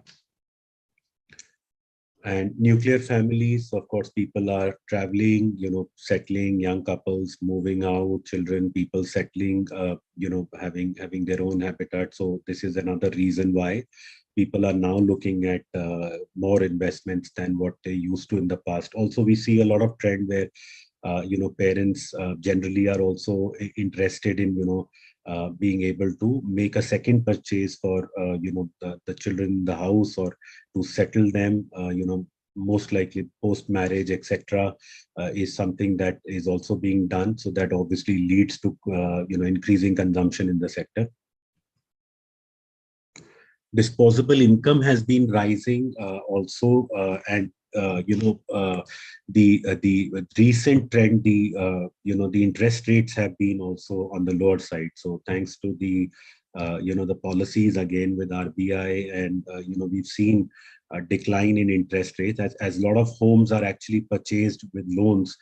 That's also a trend which is we are seeing is helping increase demand in the industry. Yeah. And of course, the last being the social status, I already spoke about it. So if you look at the Indian market, especially, I think it's a combination of both. There's always a need for a home, a purchase, a place for yourself. So we've seen that continually. This is something that people are always out there looking for it. Especially if you ask me, the last 2 years with the pandemic, and all crises have leave their own learnings. What's happened is that we've seen a lot of people now who were earlier comfortable on rentals and didn't have plans to buy their own homes for a long time. Now we see them increasingly wanting to purchase. We've also seen a trend where people want to either upgrade or look at that one extra room or that one extra study for work from home kind of situation which have come with the pandemic. So that's something which is again leading to increase in consumption and hopefully is helping the industry as well. So if you look at what is generally the trend in real estate, and like I said, I'm focusing more on the residential sector because I think that's a larger part of the industry. I sort of covered more on that side with the consumer trends. Location is one key factor. Having said that, this is a market. It's an industry which is very localized. It's what we call micro markets. People buy within the vicinity of where they live. So generally, we've seen 4 to 6 kilometers defines the local area where people keep seeking to either upgrade, switch, or buy larger homes or moved into societies or gated communities. There is a natural preference for that. The other reason that people could move is depending on the mixed use development. So let's say that there are large establishment, large developments which are self-sufficient in amenities, close to workplaces, are very secured complexes, could become a reason why some people are looking at leaving their current locations and moving out. But when I was in FMCG, I used to tell the team always that distribution is really the key driver. It all depends on how much you can really take the product to closer to the consumer, closer to the seller. And that's how we grow the business. If you look at in real estate, it all depends on locations. Many large developers, if you look at it, and especially in the space that we also operate in Piramal, what we do is that when we look at these large land banks, we look at transforming the location as well, which means that we actually create the infrastructure in and around the development for people to look at it as an exciting location to shift. And how that happens is because of the development of, let's say, roads around the access to your project. This could be retail. It could be, to do with, like I said, the kind of services or amenities that house there. And it becomes a reason. So there's a lot of focus apart from the core housing to also look at how the place can be transformed and how it can become an attractive location for people to come and live in future. Yeah. So I spoke about it. Home loans, for example, there is an inherent trend where people buying a real estate, most of them would opt for a home loan, and people are looking at interest rates as a factor to drive this. Mostly in the service class, working people, younger buyers. This is also an important trend where they bet on their increasing salaries over time, and they would go for loans and sort of place larger bets on the size of the homes that they want to buy, given that this could be both husband and wife, the couple working, and both of them will then avail a loan. So it's a sort of a very strong trend that exists, and it will continue to be one reason why people are buying. So we as a developer frequently check to see that we keep this process easy. We also look at making their life easy. When we onboard them, we offer them multiple banks. We also show them an option of different interest rates, and we just make the whole process very easy for them. Finally, they need to take it forward, but in a way, we become a supporting element there to see that these people are able to easily avail these loans. Yeah. So I spoke about this. I think amenities is something which is critical. It is a decision point. So people, one reason that many of them are upgrading, moving out is because they are looking at getting more amenities now, indoor, outdoor. And, this has gone to the extent of now looking at even business centers within the clubhouses. So traditionally clubhouses were all about squash court, badminton court, swimming pool. Some of these things were obvious, but now people are looking at very different places. For example, two, three things that come to the mind is a cafe, lounge, a library, and like I said, the business center, because these are places you interact with each other, you socialize. It serves a different need of the population as well. And it also gives you that comfort of working out of home, so you can step down, use the business center. So it's going to be a core part of the design, I feel, in the days to come. Developers will have to think a lot about providing these as amenities as well. And as I speak, we are already also in the process of sort of integrating this in many of our developments. And that's one interesting development that's happening. Yeah. So smart homes, I feel, is another interesting thing that's happening. I'm sure a lot of you may be already aware. So this is essentially to do with the automation within your homes. We, of course, expanded the concept at Piramal. For example, we said, look, smart homes necessarily do not mean, just to do with sizes or large sizes, but they are smart because these places are smartly designed. So inside your home, there are less wastages. You get the right space for the right area. For example, bedrooms need a certain space. So we've researched that. You need a certain toilet space or a kitchen space. So we've done a lot of research to see that within your home, whatever area or square feet that you pay for, these are all done appropriately. So like I said, there's no wastage for the amount of investment you make or the amount of money that you spend. And apart from that, we recently also launched, the automation within the homes, which we've launched in 3 out of our 4 projects already, where we are finishing these homes with technology which can help people to come in. So I think that's an interesting area where a lot of people are already exploring and are sort of getting used to. So we are also studying this space well. We've even got to the extent of now, looking at wellness as another concept. So here we're looking at the purity of water, air, sunlight, all of that you consume in your home. For example, you could have, areas in your bathroom that are fitted out with filters. You may not know, but you could be bathing with water which has bacteria or could have certain issues. So we sort of finish them in such a way that you get, you consume a sort of quality water within the home as well. And also, like I said, maybe air purifiers, etc., given the pollution in the homes, etc. So those are something that we are providing as part of standard amenities now. So I would say, in a way, that's the little bit more modern outlook to how homes are being done. But we're embracing this, and we are doing it. And I think this is also something a lot of developers would embrace and do. So that's something also which is happening as we speak. Yeah, Amit. So one other interesting thing that's happening, and I think this is again post a lot of things that started happening post the pandemic. So if you see, the market was very disorganized in real estate. It lacked transparency, and you could be buying with local developers, people who are not transparently telling you where they sit with their approvals, when would they finish the projects, and the quality of those finishes, etc. I think post-pandemic, a lot of people have been out of business, There has been a liquidity crisis as well. Some of you may be aware.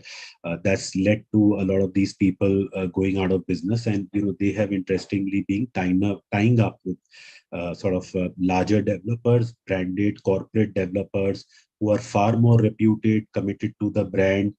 So in a way, these are land deals which are happening with these branded players. But it benefits the consumer in a big way. If you come to think of it, good brands will always want to provide their customers, with sort of the finished product which they can cherish over the years, and they wouldn't take a chance with their brand. So some of these moves, I feel, will actually bring a lot of confidence in the industry, and it'll also bring a lot of investment in the country over time. And this is one thing which was in a way paralyzing the sector in the past. So like I said, every crisis could have its own learnings as well. This is something which has helped.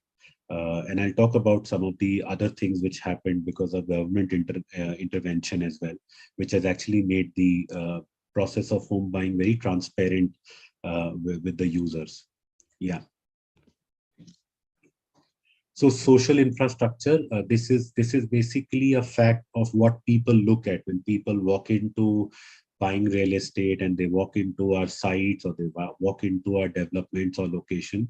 It's very important for them to see what's the habitability of that location. I already covered that partly in the location, but I spoke more about how we sort of develop the location and what's our effort to add to the local market there. But this is more to say that this is another reason why location is important. I may be interested in a certain school for my son or daughter. I may be already frequenting a certain mall, a certain hospital. Any of these factors also become important decision makers. So when people walk in, they do have these things in mind. They have a certain amount of comfort level with some of these factors, and they become important ingredients to purchase. So as we call it technically in real estate, this leads to higher conversion. So there is a sampling that happens, and then there is a final purchase. So the final purchase, this also becomes one of the factors that people would look forward to. Yeah. So a few more emerging trends. So price increase is something which is looking inevitable. I think if you look at real estate historically, and if I tell you my decade of knowledge on it, when I started, a lot of this market was all about, a majority of this market was about investors. So people were looking at this as a serious investment to make money, get a ROI, and, so prices were on a rise. Last 3-4 years, there are multiple factors which, of course, impacted the demand in the industry. Hence, the majority of the industry buyers shifted from being investors to end users. However, this is one, inevitable change you will see in the coming years, because there has been an escalation on raw material costs, etc. It will be difficult for developers to service, and be able to maintain quality or provide products of the current nature, unless these were, met in with price increases. But I think it's in a combination. Some part of it is good. I mean, if it's not very steep, some of it is good because it also brings more investments to the industry. People do take bets on, growth of their businesses or growing in their jobs, increments, salaries, or, so there are various ways that people would take it. But some bit of it also means people are willing to make more investment. They could be looking at a sort of a rental income. So that's something which is also on the cards. Another good thing which I'll tell you has happened is that there was a whole lot of supply that was coming in the market. I'm sure you read demand and supply. So I'll tell you how it works practically. If you look at pre-pandemic, a lot of people were mindlessly doing launches and supplying in the marketplace. So when I speak about consolidation and branded developers, now this is being done a little bit more thoughtfully. So what it does, it contains the supply side and it sort of increases the demand over time. So when you have this kind of a situation, sort of the equilibrium now that we're achieving is far more healthy, and that's what is something that I think is good for the end user because there's no mindless supply. There is a focus on delivery. It's not about just launching, but not focusing on delivery. So some of these things are actually working very well for the industry. And I feel they are good for us in the long term. Yeah. So launches now, I think people will be more optimistic, is also because with these 2-3 waves behind us with vaccination, we feel the market is more ready sort of for taking more risks. Developers would have been nervous in the last 2 years to look at this, but I think now, with sort of the pandemic in a more manageable stage, if nothing else, the uncertainty still continues. But I think with the manageable proportion, developers will take bets. So this could be a time where we see a lot of products also coming in or getting introduced. Yeah. So also, like I said, the earlier mix was heavily investor driven, but what's happening is even in that 1/3 of the investors today in the market, most of them that was surveyed are now more bullish. If I had to do this maybe 2 years back, they would have thought of it differently. But now more people, 68% of those who would still buy real estate to invest are sort of more excited to come into this market now. So that's something also which is a positive trend. And the apartments continue to be still the most preferred type. However, I think that's more true to MMR. If I look at it nationally, one more trend that's emerging is called plotted development. So you just pick up a piece of land, you do the infra, you do the common spaces, and you literally buy the land as people used to do it in the past. Maybe my parents had, and their parents would have. So there was always about buying land and then developing homes. Bombay being Bombay and being a congested city, it's very different. But in other parts of the country, Bangalore, parts of NCR, for example, people are looking at some of these developments. Essentially, it's also again driven by the fact that post-pandemic, people want to have spaces that they could lock themselves up in, or they need larger spaces or more natural light and greenery and spaces to be a little bit more open for kids or elderly in the homes. So there is a good trend that's happening, and people are already selling good volumes in those sectors as well. So this is an interesting one. What we were doing in the last couple of years is, we were building a lot of affordable housing. Of course, I'll talk about it. There were incentives that we were getting from the government to do that, and they, in a way, the center wanted to push a lot of this demand in the affordable size and to promote real estate.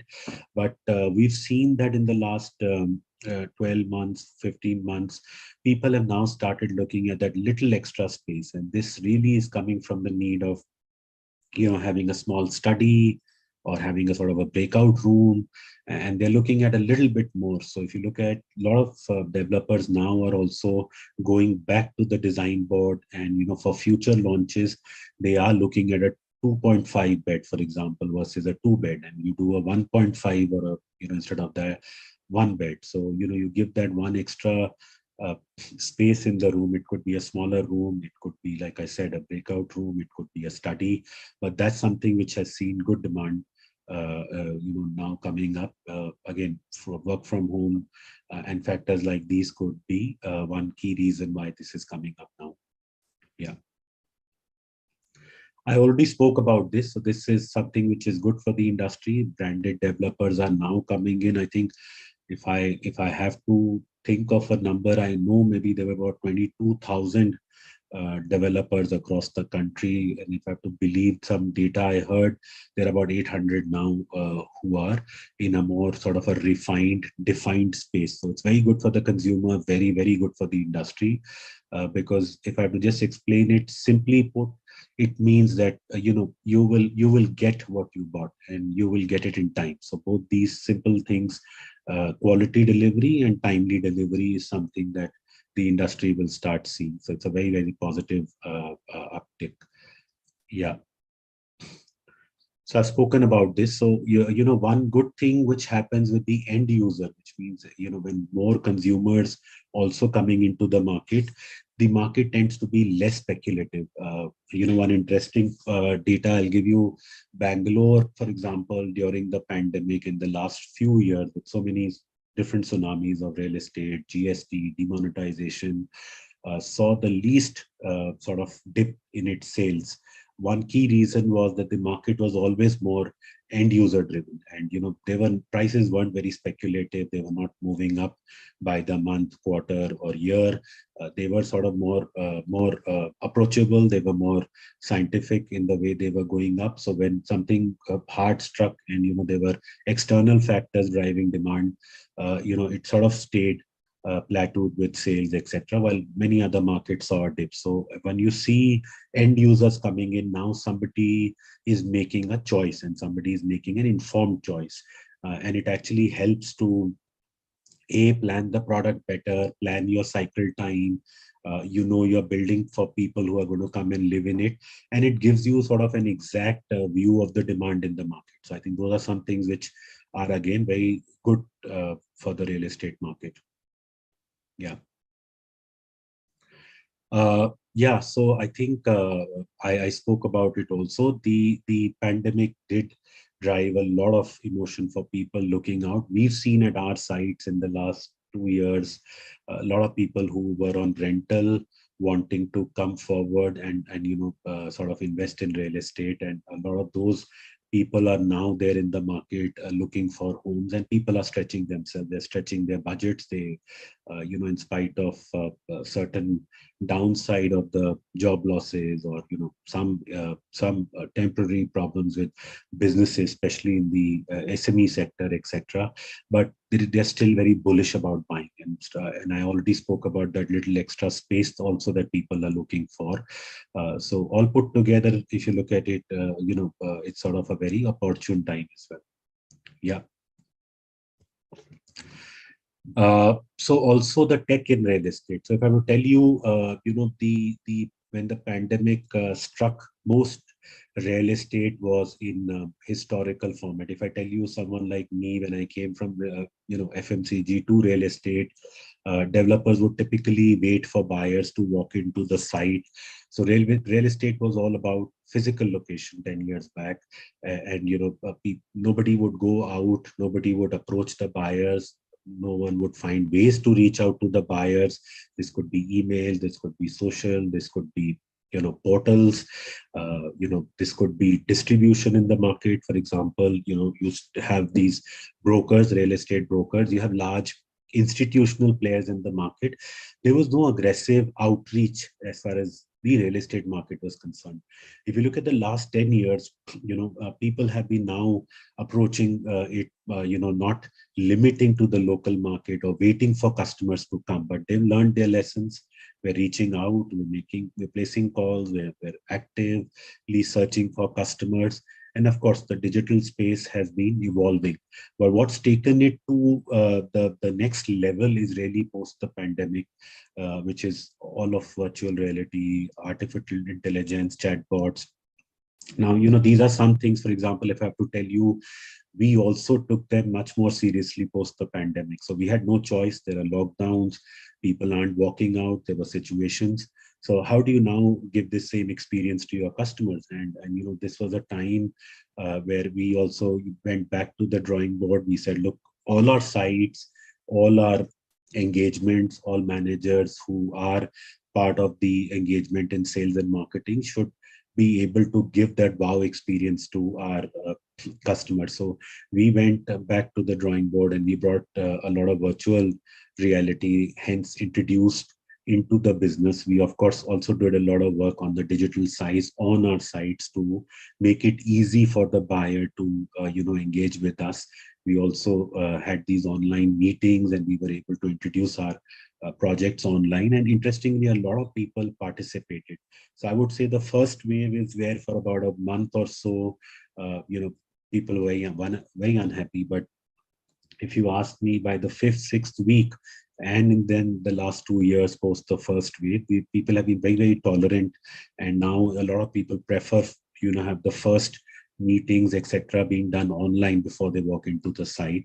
And of course, investments here made a lot of sense. We actually, in 3 months of the first wave, had done our first completely sort of virtual launch, which means you could go to our website, you could select inventory, you could book it, you could see the views from the inventory, you could see the master plan, you could engage with it. All of this was trained, seasoned, done, everything in during the first wave. We took that as an opportunity, and we said, this is crisis, how do you deal with it, how do you ensure business continuity?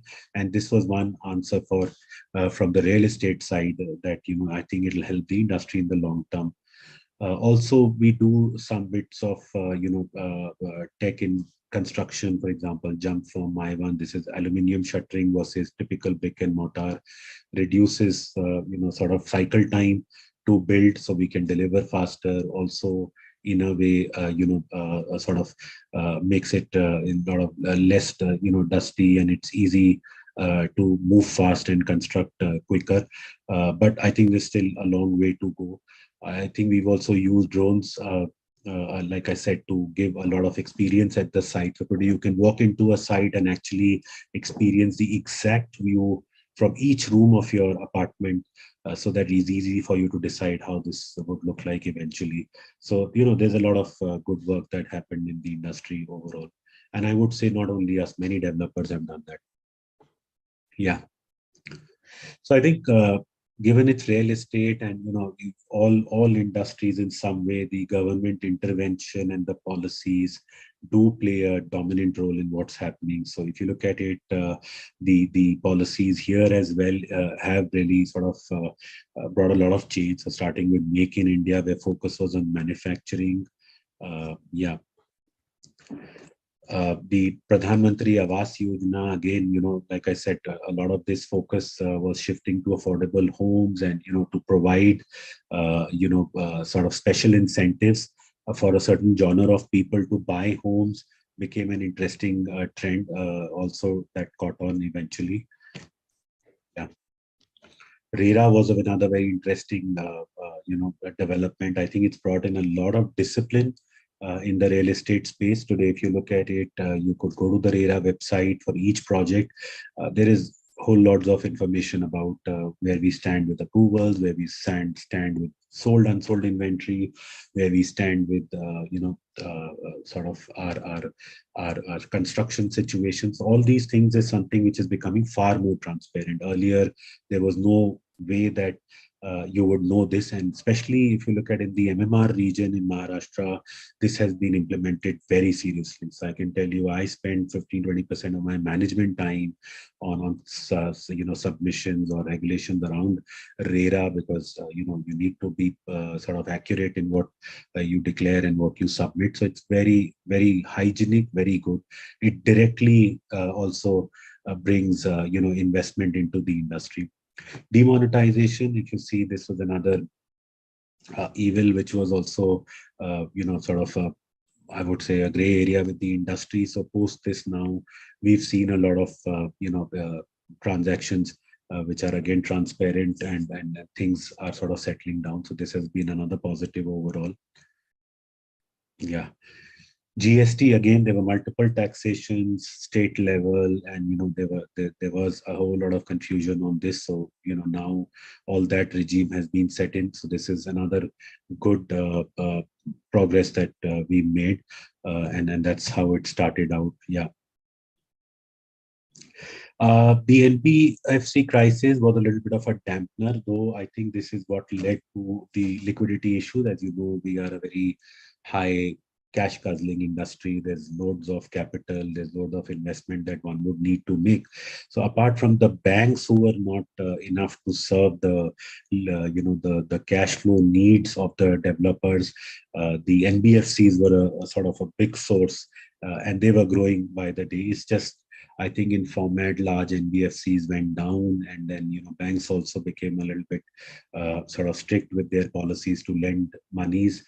So that's been a challenge that the industry is dealing with. But I think over time things are improving, settling down, and in a way has also brought a lot more clarity in the way banks and NBFCs should work going forward. Yeah, and stamp duty cut, for example, becomes sort of a booster, and we've seen it in Maharashtra. You guys might have read some news around it. So especially the Maharashtra government, October of 20 announced this booster where there's no stamp duty, and then they gradually gave more incentive. I think this really led to the industry recovering in spite of the hit of the lockdowns. We were able to see meeting our targets just because of the stamp duty cut. So, actions like these from the government can be a game changer. Yeah. So few more things. I don't know, I have not taken too much time, but I just thought you can just flip on it. We just have these 3-4 things that are coming up, and you may be familiar with some of them. Smart homes I spoke about. Student housing is something that's coming up. I think there were investors who are coming in this space and developing spaces. So they're obviously buying out land, or they're doing tie-ups with existing developer. Co-living is another trend that we see has been prevalent. Co-working was very prevalent pre-pandemic. And of course, when work from home started, people started looking at these places differently. But this was to optimize workspaces. Expensive to build offices, rent them, and carry the cost. But this became an easy way to provide people, to sort of move around. I think now with sort of the pandemic more, like I said, manageable.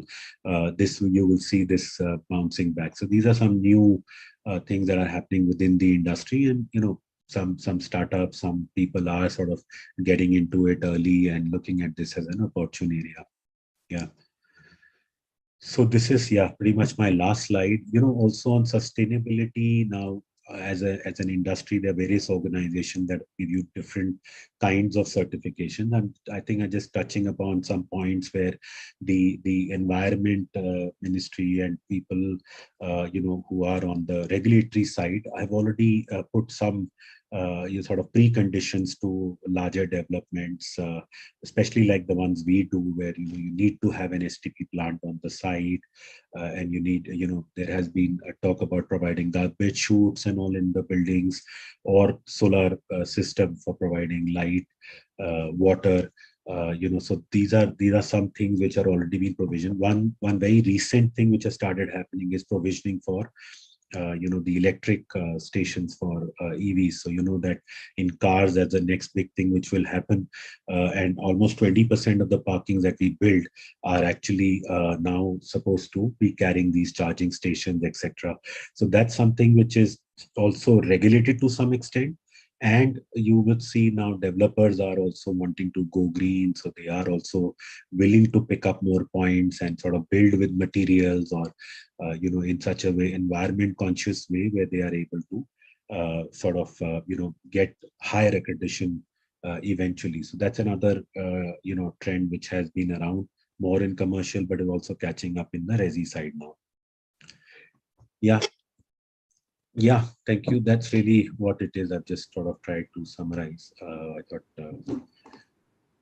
Well, thank you so much, sir, for the lovely insights and giving us a nice, Yeah, apologies if I raced through it, but I just trying to cover every element of what I thought I could talk to the team about. Yeah. Thank you very much. Not at all. It was really great. And we'll take a few questions now from the audience here. So anybody has any questions can drop it in the chat box, and we can have Mr. Sani answering them. I believe the chat box is non-functional, so if you can. So in the meantime, Mr. Gaurav, I'm Dr. Rakhi Sharma. I just have one comment to make is, we really liked your presentation because it has a lot of statistics and numbers and the entire trend which you have shown, which is sort of like, like a kind of trust which is coming up in the sector, which somehow was lost after demonetization, as what you rightly said, and subsequently because of COVID. But one of the important factor which you actually made very clear is the trust of the consumer towards those bigger brands, because that is something which is a very important thing. And that is also like, the kind of numbers you have shown, and the data is like, it was very insightful. So thank you very much, Mr. Gaurav, for this lovely presentation. Yeah, I think the corporate nature of the industry, I would say, is just starting to set in. And in many ways, the NBFC crisis and COVID are two major factors which are responsible for this. But like I said, every crisis would leave something, some lessons, some learnings, something positive eventually to learn and implement in the future. And we learned it the hard way, but I think it's, like I said, it's sort of now going to be strong reasons for boosting demand within the sector. So, sir, I'm one of the consumer. That's why I said I got my flat. Good. Mr. Gaurav, first thing is, we are happy to have you here. Thank you. Mr. Ajay Piramal is our alumnus. And somebody of his company coming today, it's just like, Ajay is coming over here. And he Yeah. used to lead our alumni association for almost 12 years. Oh, So that's that is one part of it. But I like the way lucidly you have presented the thing. And very importantly is that the, customer-centric approach and the customers' understanding of the demands are changing. right. Earlier, people used to build the houses or flats or whatever. They were not thinking about the customer or the quality. But I could see that because of the Piramals and the Tatas, Godrej, all are entering into the sector. The quality has become the main concern and focus. And what you can give to the customer so that customer could not only just attract, but actually all the needs could be catered. I think this approach was not there earlier. Yeah. So as you rightly put that the things change and learning also change. This is one of the things that, in this particular kind of race, only those who can satisfy the customer in the right way, not just by providing all amenities, because not everything is used, but there are certain which are very essential things. And I like that green approach of yours. So even electricity, wastage, things like that way. I think that is very much needed. So environment is also addressed over here. And those kind of cities everybody would like to live in. So Right. I'm sure that, definitely with your presence, the pyramids will grow in this reality. And we will see much more changes coming up. No, thank you. Thank you very much, sir. I actually should have added that, but since you touched upon it and you said a very nice thing, I should tell the team here. When I joined the company in 2015, one of my biggest challenges, and this very interesting fact, was how to carve my market share. You had people who were already delivered in this market. Large brands were already looking into the eye. They were delivered. They had seen repetition of getting price increases, repetition of delivery. How do you challenge a product and sell off plan? You're only making a promise where people could see practically, an experience physically available. What we did is I said, let's take a step back and do things, the way it's done outside of real estate. So we went back, and what we did is we took a consumer research in detail. We said, let's define our pillars to the company and our creation of assets based on what the customer wants and not what we want. So when we deeply researched, we realized that they were telling us something which is not being done by the current developers. So, I'll give you small examples of, even very high-end developments, luxury. There were rich people, very wealthy people telling us to, listen, don't waste my money in common spaces. Don't waste my money in entrance lobbies. But they were telling me, you build it to something which I can enjoy within my apartment. So you want to spec it up, you want to do something nice, give it here. Do something which is also maintainable. Don't add to cost post this happens. So small things like these, and luxury, for example, people were promised very high-end specs. But what was happening is there was no natural light, no need for ventilation or greenery. So if you look at Piramal projects, the design philosophy itself maximizes light, ventilation, and greenery. So the way we build our facades, is all floor to ceiling, etc., with glass, etc., ratio being more, is to make sure every home is ventilated. We were the first ones to have dual ventilation in all rooms. I think just the sheer understanding of it, a philosophy, gave us the success we got in the last few years, because we listened and we just responded and we designed to taste. So, sir, I am very thankful because what you just now said, I think that is a takeaway for everyone. Yeah. Because this is if anyone has to start something, then they have to do the research. They have to understand and not like say their own mind, but what the others want. So, of course, any entrepreneurship startup customer is a god. And therefore, it is very important that to realize what exactly the customer wants. I think it was beautifully put by you. Thank you, sir. I think the people are asking the questions. Yeah. Okay. Yeah. I know we're running out of time, but it's okay. Let's have a few questions. And Rucha has raised her hand. I think you can drop your message in the chat box if possible, so we can read it out to sir and clarify your doubt as well. Let's take the first question, sir. In a city like Mumbai, it is safe to say that we have used up almost every square feet of land, and especially in the suburbs, it has become more and more difficult to find affordable housing or even a house in general. So, what, according to you, is the next step to address this issue? This is asked by Tanushri. Yeah, what we've done, and in a way, it's also like I had said earlier, incentivized by the government. Is that I'll give you an example of a few things that we did in our projects within MMR. Also, is that when we, when you do any typical large development, you don't really launch all of it at one time. So there are phases of the development. What we did is in the last 2 years that we've designed some of our new clusters, new towers, to make it more affordable for our customers. So we've designed these as like I had said earlier, smarter spaces. So they are maybe a little bit, on sort of a platform where you could get appropriate sizes without really, having wastages in common areas, lobby, living rooms, balconies. But we provided spaces which we feel are optimal in a certain age band or for certain, cadre of customers, and you could afford them. So for example, if you look at our homes, we had something like, we were the first company to introduce a 60-70 lakh studio in Mulund. Mulund, you would know, it was quite a bit of a risk that we took. We never knew market was historically absorbing larger inventories and was being catered by local. We said, why can't millennials or young couples or professionals who just started out be able to afford these? So these was typically, we introduced a lot of 1 BHKs, which had one extra toilet, but one bedroom, one living room, but two toilets. One could be a little bit smaller. So, you could use the living space more functionally. Trust me, we sold everything. Everything has got gulped up. Everything has got sold. We introduced in Thane something on the affordable side again. So these were, in a way, opportunities we were creating to people to bring in that affordability aspect. It is an expensive city. Per square foot prices are high for multiple reasons, which is to do with land prices, approvals, cost of construction.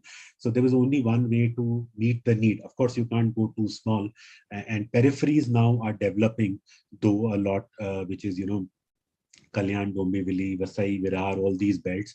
But, players who could possibly do that, I think they have made efforts to sort of bring in these more affordable ticket sizes, as we call this, or the agreement value. So that effort has been made by the developers, I would say. Right, sir. And we'll take one more question. Actually, there's an interesting one with things, moving into AI and everything. So this is a question by Vrishti. What are your views on real estate being introduced in the metaverse? How would it affect this sector in particular? Sorry, I'm not familiar. What's a metaverse? Just explain it, please. All right. So let's take another question then. All right. By Dia, a lot of people keep waiting for the right time to buy property, expecting the prices to crash and in hope of that they end up missing out on some very good openings. What would be your advice to such people in relation to when the right time actually is? Okay, that's an interesting one. So, there is, if you ask me really, every market I feel serves a very different customer. I could have the funds today. I've sort of made profits in the stock market. I've maybe made some capital gains elsewhere and I must invest. So I would buy it come what may. So it is very situational, I would say. But generally, if you look at it now, for example, there's a lot of price correction that has already happened in the market.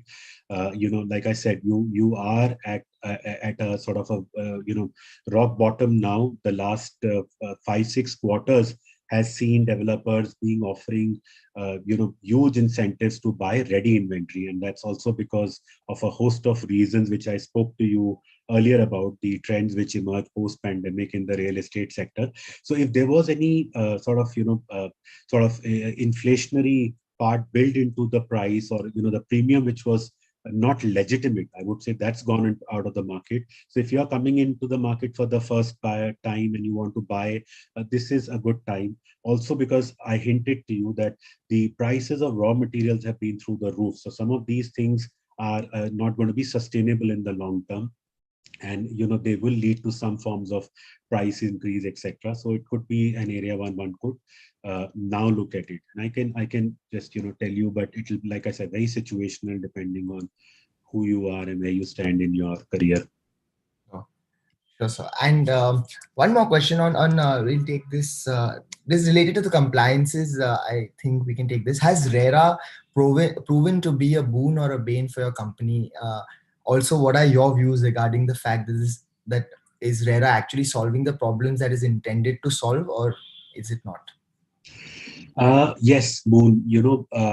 Like I said, partly the reason which I substantiate with data on many multiple developers, and anybody said I'm a developer, which is not truly in the right spirit. And multiple people thronged the market because they came in with a short-term view to take away the money from the consumer. They may deliver, they may not deliver, intentions may not be right, transparency was not there. Now with this regulated machine, I think there's a place where both developer and consumer can go to opine. They are listening to us, they're listening to the consumer, and they are introducing policies as we speak. If you ask me, there are 5-6 new policies which came in the last 1 year, because these were stemming from their learnings of the pain of the consumer.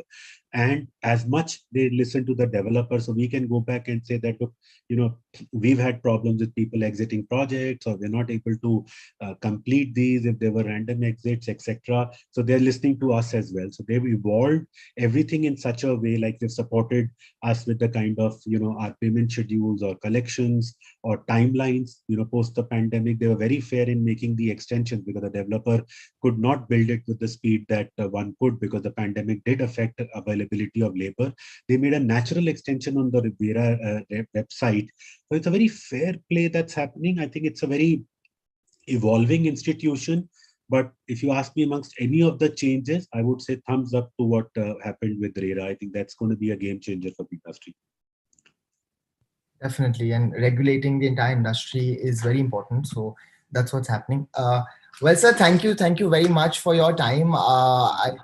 We have our next speaker as well with us, and thank you once again on behalf of entire Jai Hind College for sparing your time today, this afternoon, and sharing your insights and making this lovely presentation on the future of living spaces in India for all our spectators here. It really means a lot that you could come in and share your insights with us. Thank you very much. Thank you very much. All the best. Please stay safe, and I wish all of you good luck for the future. Thank you. Thanks for having me here. Thank you so much. Thank you very much. And with this, let's go ahead, ladies and gentlemen, with our next speaker for the day. And we have, yes, our third speaker for today, the keynote speaker is Mr. Ankur Mithal. He's the co-founder of Inflection Point Ventures. And his topic for today is going to be investing in the Indian startup ecosystem. A short introduction about him before we call him up. So today we have the man behind the success of an investment platform, which has become one of the largest angel investing firms in the country. And a financial expert with 20 plus years of global experience in Fortune 50 companies, startups, and investing. Let's welcome the co-founder of Inflection Point Ventures, IPV, Mr. Ankur Mithal. He's a CA from India and an MBA from Georgetown University in Washington. He's previously worked as an investment banker with Citigroup in New York and Credit Suisse in London. He even has set up and expanded the Training the Streets operation, which is world's leading financial training company. across Asia and the Middle East. He says investing in startups started as a hobby, then it became his passion, and now it's his profession. He's become a role model for all the budding investors, and we're really glad and happy to have him here with us, and here to inspire all the budding entrepreneurs and leading them, with a lot of insights on how they can actually get on with their journey and make a really strong startup. So thank you so much, sir, for spending your time coming here and joining us, and all over to you now. Thank you, Ditya. Good afternoon, everyone. Looks like I'm eating into everybody's lunchtime. It looks like you guys have back-to-back startups. So the topic for today that I've been asked to come and speak is the growth of the startup Indian ecosystem. Is that correct, Aditya? Yes, that is right. Yeah, I mean, I'll speak today both as an investor as well as a founder. So something for you, a lot of you may not be ready to become an investor straight away, but in due course, many will. But many of you may be budding entrepreneurs. See, what is happening is that India is going through a change, which probably the Western world experienced maybe even 20, 30 years back, right? What is that change? The change is today, if you have a good idea, if you're solving a problem, if that problem is big enough, and trust me, we are in a country where even a small problem affects a lot of people, right? So if you have an idea that solves the problem of people, today, finally, you have investors who are willing to back your ideas. And why has this happened? What has happened is that while the startups have been getting, if you look into the history, even Dhirubhai Ambani started his business by getting money from his wife, right? The jewelry from his wife. So technically, his wife was the seed investor into the Reliance industry. So we are an entrepreneurial country. It is not something that is alien to us. Seed funding, startup funding, right? There are many examples where we have people who have come from nothing and who have built large businesses, big industries, right? And what does this show is that entrepreneurship is there imbibed in us. Now, what is happening is that there are people like you and I who may not want to or may not be in a position to start the business ourselves, but we are employees in some other companies or we are doing some other businesses, but we are willing to back the ideas. Now, there are two kinds of investors: people who are supporting the cause and people who are looking for alternative investment opportunities. And there is a good mix of investors of both kinds. Some of my startups, some of my investments are to support a cause that I strongly believe in, and many of my startups investments are as an alternative investments. Actually, it has become my primary investment now that I've invested in close to 100 startups. What are the changes that you're seeing in India? $63 billion got invested in the Indian startup ecosystem by VCs in year 2021 alone. This number was only $500 million in year 2007. So that's the growth that we have gone through. And we had 43 unicorns in the calendar year 2021. We had less than 40, I think 36, 37 unicorns leading up to 1st January 2021. We are yet to end February in 2022, but we already have 10 unicorns and I think maybe 11 if numbers are to go by. Now, why is this happening? What few changes are happening? One is that the Indian startup ecosystem is maturing. 11 tech IPOs happened in 2021 alone. More than $6 billion was raised via the public offering, where on an average, these IPOs were oversubscribed by over 65x. Another 16 IPOs are lined up of tech startups in year 2022. What it means is that the large public markets are also open to the idea of supporting the growth of the startup ecosystem in India. But at the same time, what that interest is also showing you is an acceptance of the business model, because a lot of these startups, are not conventional profit generating startups, which typically used to get IPO'd earlier. I'm not saying that I'm not a big believer of profits. I'm a big believer of profits, and a lot of my investments are in startups which have the potential to become profitable in the near future. but it shows the maturity of the ecosystem. Now, what does that do? It incentivizes all the investors through the value chain to then put their money, because now they know that when they invest, they can get exits. So I'm an angel investor. I get an exit when a VC comes in. VC invests when, let's say, a PE comes in or a bigger VC comes in, and they get exits when public markets or bigger players they come and invest. So now that IPOs are happening, now that large transactions are happening, acquisitions are happening, that liquidity that is getting generated for big investors, that is incentivizing the investors through the value chain. Few other interesting changes. I don't know how many of you follow the startup ecosystem in China. That has gone through a turbulent time in last 1 year, especially in the edtech space, where the government immediately imposed some restrictions, and now it has also been carried into the gaming sector. Now, what it has done is it has spooked some of the investors, while China still continues to be a very large market, and so therefore unlikely that the funds will completely skip China, because the potential to grow there and have multiple fold returns is still very high. But what they're doing is they're rebalancing their portfolio, and they are diverting some of the funds that they'd earmarked for China into India, because India is now, we are still very small compared to US and China in terms of either the internet users or the number of transactions, so on and so forth, but we are on a fast growth path. What Karana has done is, Karana has just spearheaded, just absolute what years could not do before. Karana, plus I think Jio, which what it has done is it has provided cheap, reliable, fast internet into the hands of 500 million plus people, which is supposedly the population of our smartphone users, right? These numbers don't easily exist in rest of the world. The whole population of US is less than 500 million, right? Close to 300, 400 million. So these are big numbers. So rebalancing of portfolios, some money is coming back into India, and large funds are raising India only dedicated funds. So now that there are funds available, the confidence is coming to the entrepreneurs.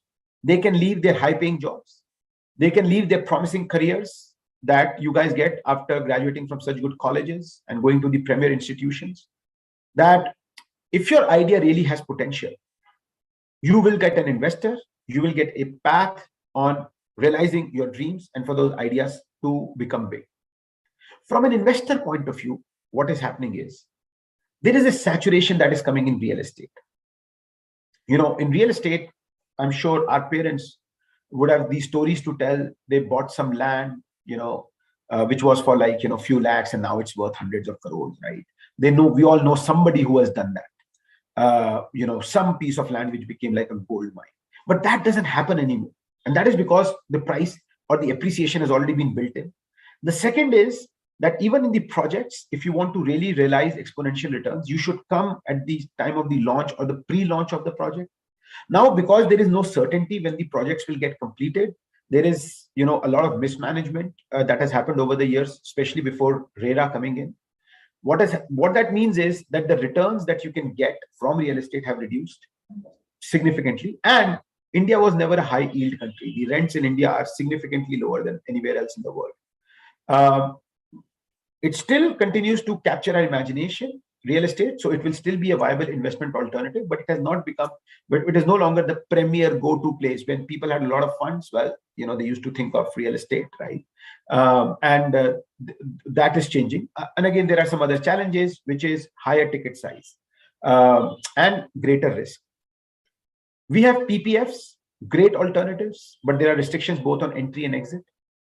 FDs over fixed deposits, all our parents would have at some point told us, maybe not your parents because you guys are very young, but at least when I started earning, take this money, itna paisa FD mein dal. My wife still comes from that school of thought, though I have to explain her inflation, that currently the inflation rate is higher than the FD interest rate. What it basically means is, by keeping my money in a fixed deposit, I'm actually losing money in real terms.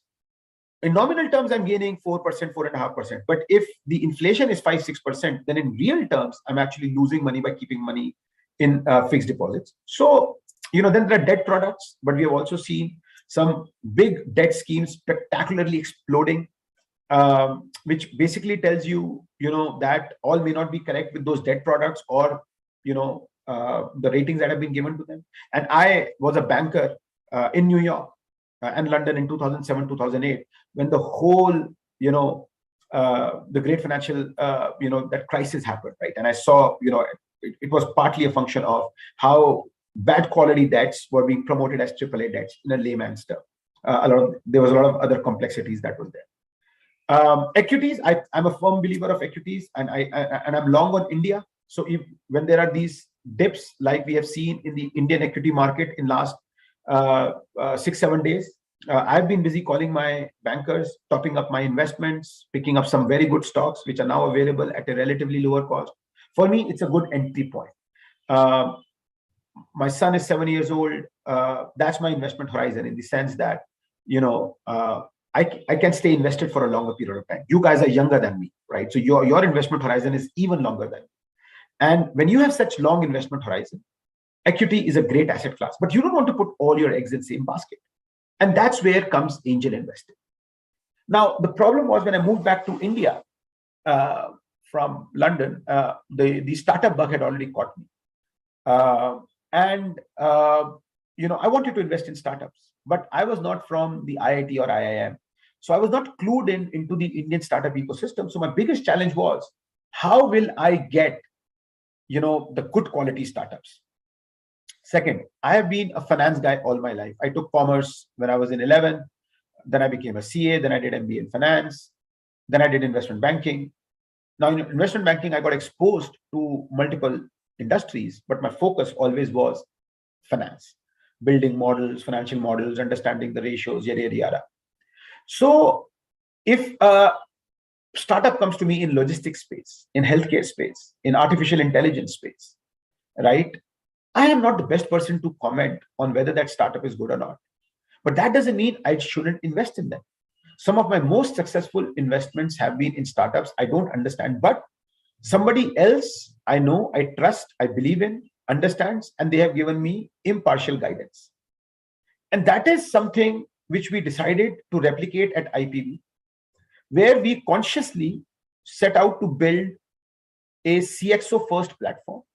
Today, we are probably the largest CXO platform in the world, while we also have a lot of family offices, micro VCs, VCs investing with us, co-investing with us, investing after us. But we built ourselves as a CXO first platform to achieve two major goals: strong upfront due diligence and stronger post-investment support, because we recognize that capital is one of the few things that a startup needs to succeed. What does a startup need to succeed? The startup needs capital, of course, but then the startup also needs to build a good BT, good founders, good BT. Then the startup needs support in helping them strategize their GTM, their go-to-market, their customer acquisition. They need to manage their working capital, right? And they need to raise further round of investments. And these are the problems we try to solve for our founders by building that ecosystem where each one of us who is an investor is personally incentivized through our investment in that startup to support the growth journey of that startup. So we created a platform where we democratized angel investing, both from fundraising as well as from seeking investment. Any startup can come and today try to raise funds from IPV by just going to our website, startup contact us section, putting in your debt. There's a very good startup that came to us after being in the market for about 1.5 years, trying to raise from every other angel network or VCs or family offices, unsuccessfully. We reviewed the startup through our subject matter experts, and we realized its great potential. And we decided to fund the startup. What was the outcome? The outcome is, in less than 2 years, the startup is generating us a return anywhere between 25 to 30x in valuation, right? Those kind of returns do get made in startup investment. In fact, I would say those kind of returns probably can get today in today's market only in startup space, unless and until you pick up a very, very lucky equity stock. Unlikely that's going to happen, right? Of course, even in startup investments, those kind of returns will not happen to everyone. But recently, NASSCOM put out a study where they were comparing the returns and of all the different asset classes. And startup investments was the highest IRR generating asset class. Now, Shark Tank recently got televised on Sony, and many of us watched it. My mother watched it. And all of a sudden, my mom is discussing with me valuation, potential of an idea, target market. I've been investing in startups for the last 7 years. She never showed any interest. 2 investments have been made in her name only, and she still didn't show any interest. But now, all of a sudden, she's talking about investments. She's talking about startups. She's talking about the potential. She's talking about the problems they are solving. And she's talking about, can she start a startup? And she's 65. And that, I think, is something that this country needed. While, the pandemic spearheaded our growth into the e-commerce, where most of us did our first online transaction ourselves, online grocery, right? Took the first class online in an edtech space, played video games with strangers, right? People sitting all over the world, used different fintech products. What programs like Shark Tank has been able to do is bring startup investment to mainstream. It is no longer a side character. It is now a main. So what it will do is it will attract even more investor interest. It will encourage even more founders because they saw what kind of people have come. Housewives have come, mother sons have come, husband wives have come, brother sisters have come, whole families have come, college friends have come and started business together. This would inspire more people to, start businesses together. And people, in the end, I'll also say, people often say, are we towards the end? Is the bubble going to burst? See, every industry will have cyclicality. We will have troughs and slopes. I'm not going to deny that. There is, massacre happening in equity markets, public markets. The private market will not be untouched by that. It's a lot of the investments is sentimental, right? So those sentiments may impact the funding and the liquidity in the private markets, and that's fine. It will give the chance for good businesses to succeed. It will probably bring some valuation rationality. There is a lot of valuation exuberance that is there currently.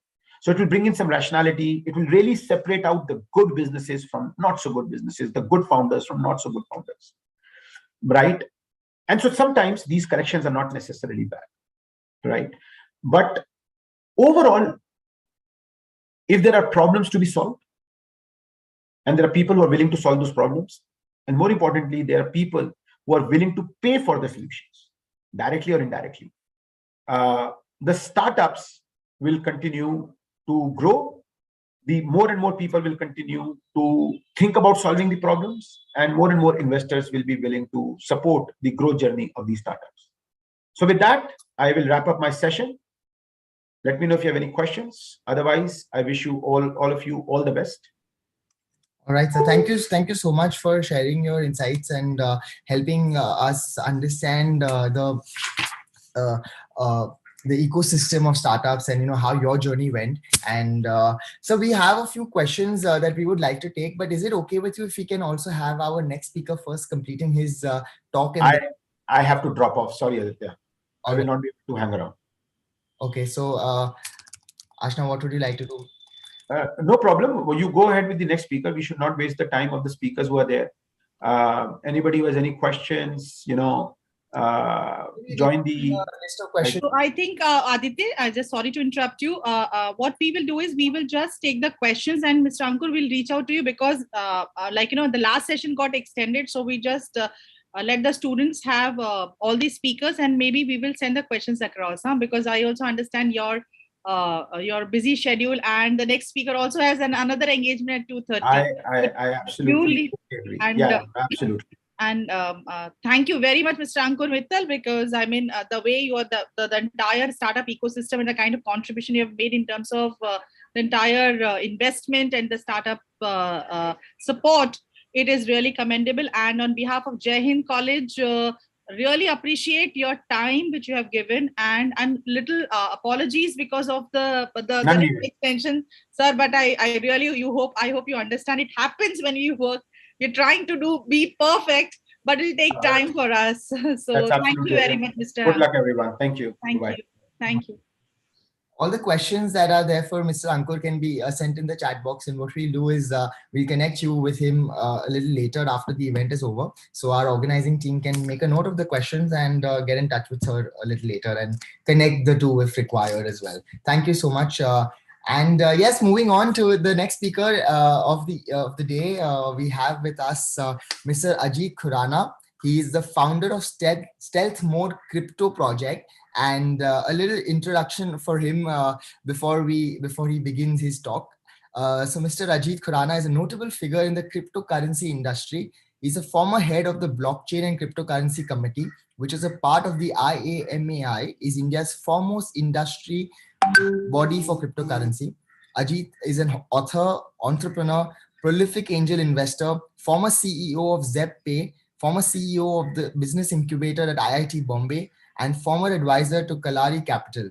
He has raised venture capital, expanded businesses globally, developed low-cost customer acquisition strategies, and is a wizard at financial engineering.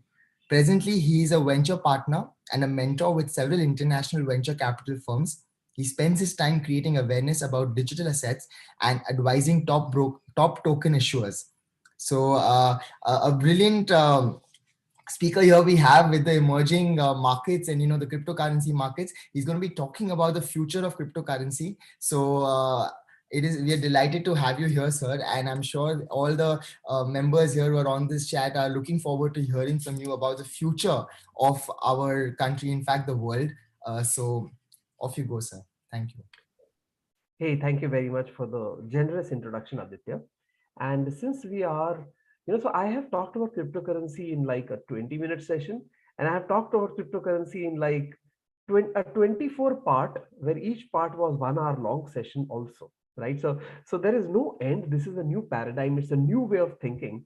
So given that we are in the Global Entrepreneurship Summit, I will talk about the future of cryptocurrency from the point of view of entrepreneurship. This could, of course, be discussed from the point of view of economics. It could be discussed from several other points of view. Let us try to understand so I overheard the last 20 minutes of the previous speaker, and he was talking about how the world is changing, right? He was giving an example of his mom wanting to be an entrepreneur after watching Shark Tank, etc. So I think that indeed the most interesting thing that I have observed since I graduated from my education in the year 1993 is that every few years something fundamentally changes. Like when I finished my MBA in 1993, shortly thereafter people were on the internet. Shortly thereafter mobile phones made their appearance. Shortly thereafter mobile phones became smarter, and then we actually had smartphones. Along this journey, e-commerce came, digital wallets came, social media came along, etc. And over the last 2 years, for us to interact in the fashion that we are interacting has become so popular. If you, as prospective entrepreneurs, can try to predict successfully where the world is going, you could potentially set up ventures or invest or otherwise ally with such upcoming trends that may be changing the world. So what I'll do is I will use, instead of just talking about cryptocurrency, I will take a small area within it so that it doesn't remain a very, very general conversation. A lot of you may have heard of something called the metaverse. So what is the metaverse? The metaverse basically, in fact, just recently, I think about a week ago, I was trying to create a definition for metaverse because there isn't any globally acceptable definition. And those of you who are connected with me on Twitter would have seen that I have made my own feeble attempt. So metaverse is an online destination where all of us can participate, where probably by wearing some sort of a visor, we can go on the metaverse and engage, where I could be talking to you, not on a flat screen where all of you are little boxes, depending on whether your camera is turned on or not, and we are looking at each other. I could actually walk around in the metaverse. I could experience the digital metaverse pretty much like I experienced the offline world. So in many ways, the metaverse tries to mimic the current physical world, right? Where you go from place to place, you buy land, you build a building, you engage with people, etc. Of course, technologically, it is not still very smooth. Also, since we are typically wearing our sensors on our face and probably holding something in our hand, the computer doesn't know what our legs are doing in terms of, are they specifically like moving? Are we sitting? Are we standing, etc.? So still a lot of technological evolution has to come in to decide how the real world will be mimicked in the metaverse. But at the same time, in the metaverse, you can be slaying dragons, flying up to another planet. So while one part of the metaverse is making things more physical world like, another part is also allowing fantasy. But here's the deal. If I were to conduct a poll, which I'm not going to, but if I were to conduct a poll as to how much time you guys spend on social media plus online conferencing like we are doing now, plus messaging apps, regardless of whether you're typing the messages or reading the messages, I think it is reasonable to say that it will at least be a few hours per day. Maybe your parents already shout at you that it's not few, but far too many hours per day, right? So what I'll do is I'll flip the question around. And this is where a lot of you will start understanding what I am talking about in terms of the upcoming wave. I'm not evaluating whether this is a good thing, bad thing, or the challenges it creates.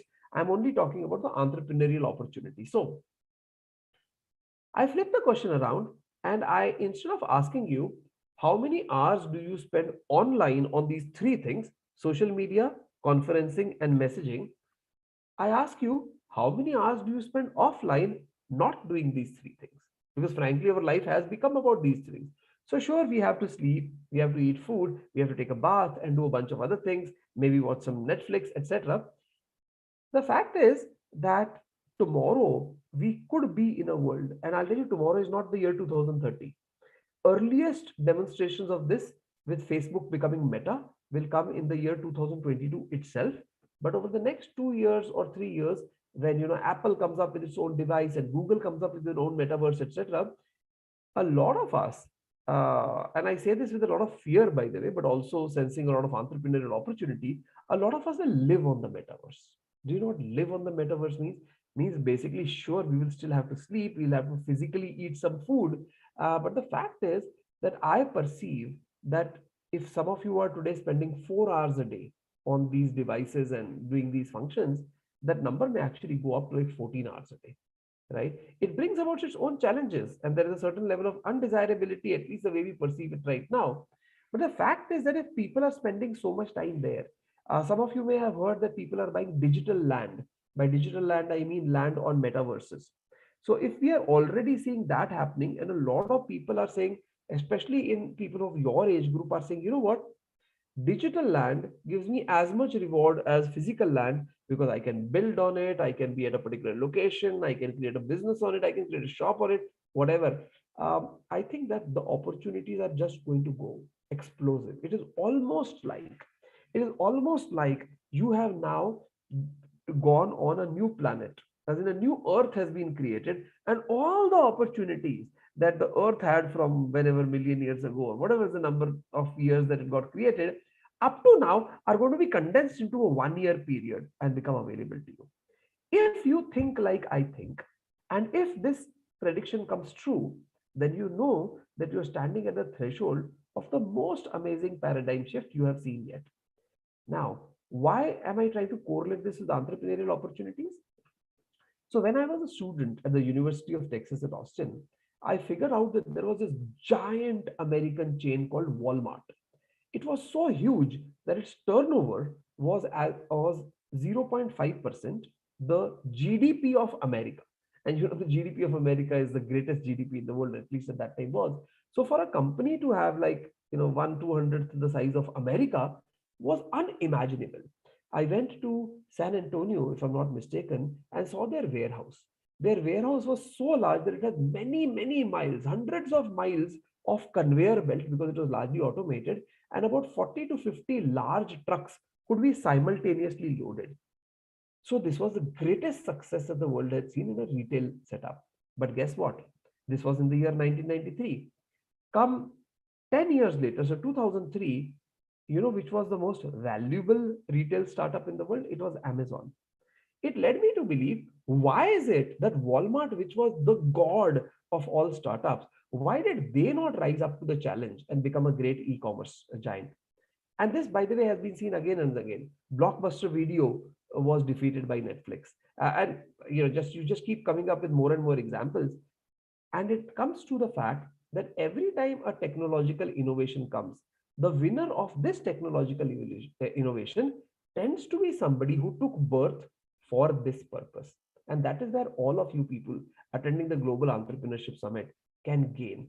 You don't have to think that, oh, what if the Tatas or the Reliances and stuff become metaverse players, which they will, by the way. Mukesh Ambani did talk about the fact that the digital life, I don't know what the exact words were, but the digital life of people will become even more important than their physical life. So everybody is recognizing this opportunity. But the fact is that this is just getting started. Imagine if you were in the year 1994 when the internet in its present form was just getting invented, right? In its present form, there were earlier versions of something called the internet, and you could be an entrepreneur at that time, which means you could still be the Amazon, which means for a few more years you could still be the Google and the Facebook, etc.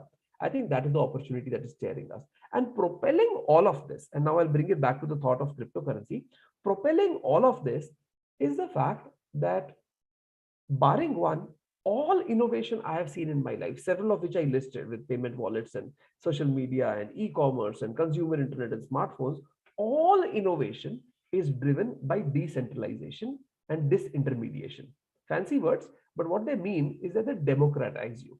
For example, in the year, let's go back to 1982, if you wanted to watch television, you could only watch Doordarshan. Probably this continued up to the late 90s. If you wanted to read news, you could only read it on Times of India and a few other publications like that, like Hindustan Times, blah, blah, blah. Come social media, every one of us is a publisher. Every one of us is amplifying and sharing news.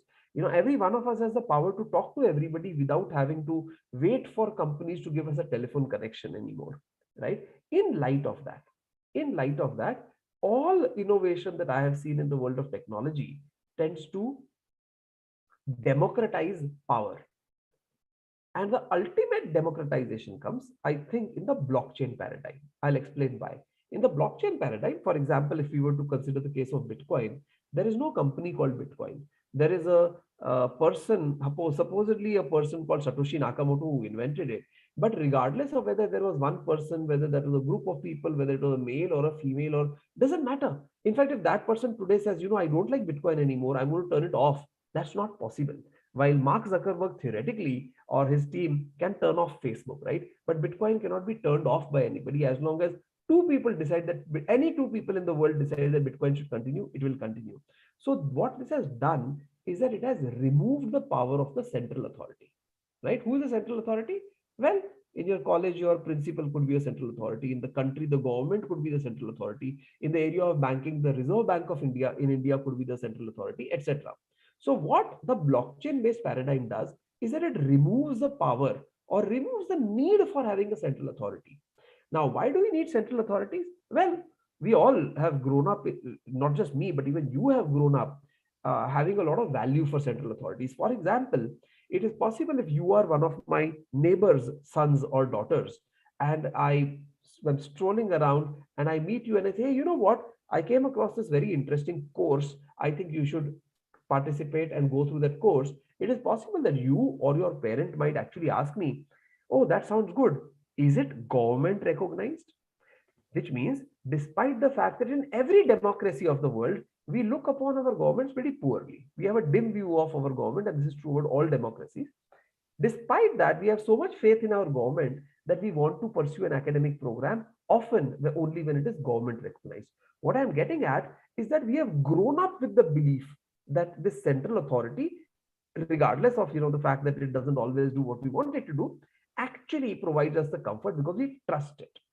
Now, this trust, many corporations have tried to create using the concept of brand.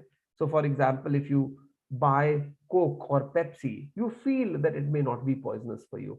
If you buy Cadbury, you will hope that there was adequate level of hygiene that underwent in the creation of that Cadbury.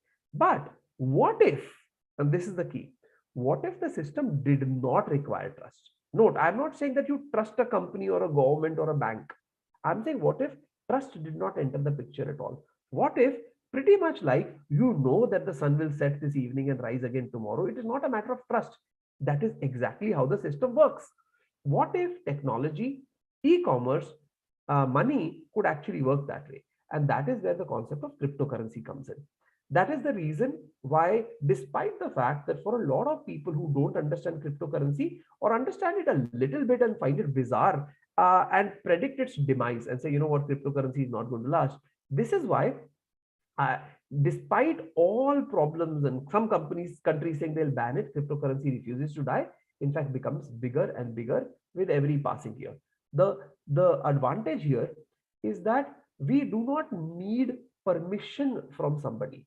If you think about money, who controls money? Let's say in any country such as India, Singapore, Australia, America, Canada, whatever. Who controls money? What we do is that we create our representatives. This could be called the government, the ministry. Then there are institutions that get set up, such as the Reserve Bank of India and other such. So our nominated representatives effectively make decisions such as interest rate. They make decisions such as how this policy will be administered. So you could call this political money. Political is, I know that that we often use political in a negative sense, but political means of the people. So it is a representative of people who go ahead and create this money. Now, what if we say, why does money have to be political? Why can't it be algorithmic? Which means there is a computer program which creates money. We can all read the computer program. So we won't be surprised about whether a government or a centralized bank is going to print more money, or inflation will go a certain way, or money supply will increase or decrease in a way we couldn't predict, and as a result we did not plan on.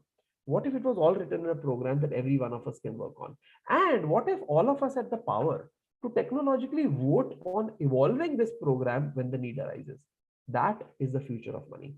The fact is that while the volatility that Bitcoin, Ethereum, and other cryptocurrency markets have seen has been disconcerting to many, and it has led people who don't understand what is underlying this entire paradigm to wonder whether this is just all a hype, or there are very famous and very intelligent people who I actually look upon who also have spoken negatively about cryptocurrency, and I can understand why. Please note one very interesting fact: the next time you hear somebody speaking poorly about cryptocurrency, there will be one of two things that will be true for them. Either they will be from the banking industry or they will be from the stock market.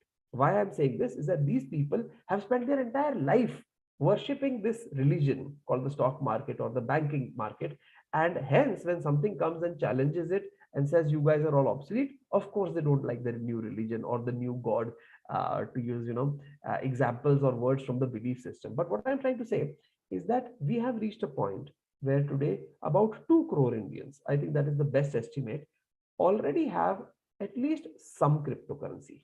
The numbers might be small. They might have between, on an average, about 500 to 5,000 rupees worth of cryptocurrency only, but 2 crore Indians already have that. And if you think that 2 is a very small number compared to the 130 crore, the population of India, well, the total number of people who have exposure to the share market is only about 3.5 crores. The total number of people who pay income tax, that is direct income tax, is also again in the vicinity of 3 to 4 crores. So 2 crores becomes a very significant number, especially when all of the older places actually have a situation where, like today, if you say I'll set up an e-commerce company which will fight it directly with Amazon and Flipkart, a lot of people will not want to support that idea. So you are always looking for some new area, some new problem to solve. The world of cryptocurrency is just getting started. So all problems need to be solved. Tomorrow, I envisage a situation where, although today there is only one country in the world, and that too is a very, very tiny country called El Salvador, which has accepted cryptocurrency, or specifically Bitcoin, to be money. I think that tomorrow this trend is going to increase. Already, if you see what happened with the Russian invasion of Ukraine, stock markets all over the world fell. The Bitcoin market went up 15%. Why is that? Why does Bitcoin behave so erratically compared to other markets? The reason is simple. If you are today in Ukraine and you want to flee, can you take your land with you? No. Can you take your gold and currency notes with you? Yes, but you fear getting looted on the way or it getting stolen from you. So you basically want a digital currency which does not have a physical representation unless you wanted it to be. And that is why Ukrainians and Russians are buying, as of the last 2 days, they are buying a lot of cryptocurrency, which in the last about 36 hours has caused the price of several major cryptocurrencies such as Bitcoin to go up around 12 to 14%. What I'm getting at is that it is no longer about the need to have large institutions that support our existence. Even the very concept of a corporation, which in India could be called a private limited company or a public company, and a limited liability corporation in the US, and a variety of other structures, today is being challenged by the concept of a DAO. DAO stands for Decentralized Autonomous Organization, where instead of a few representatives, once again, what I gave you the example that we send representatives who create a Lok Sabha and that becomes the government, you could ask the question, why do we need representatives anymore? Sure, in the years gone by, it was necessary to have a representative government, because how would you, the people, actually run the government? But today, when everybody has a digital device, right, why can't we as citizens directly vote on the issues that are actually being voted in the Lok Sabha? Likewise, in the case of money, in the case of corporations, why do we need a board of directors who represent us in some way or the other, who would administer the thing? Why should not all shareholders vote for all the decisions, or at least have the power to do so? And this, when done in the absence of a CEO or a CXO or a board of directors, is what a decentralized and an autonomous organization becomes, an organization which runs by a computer program. Given that this has been a short conversation and we are already, about 10 minutes behind schedule, and I would like to be one of those speakers who help the schedule come back on track, naturally, I could only touch upon various areas.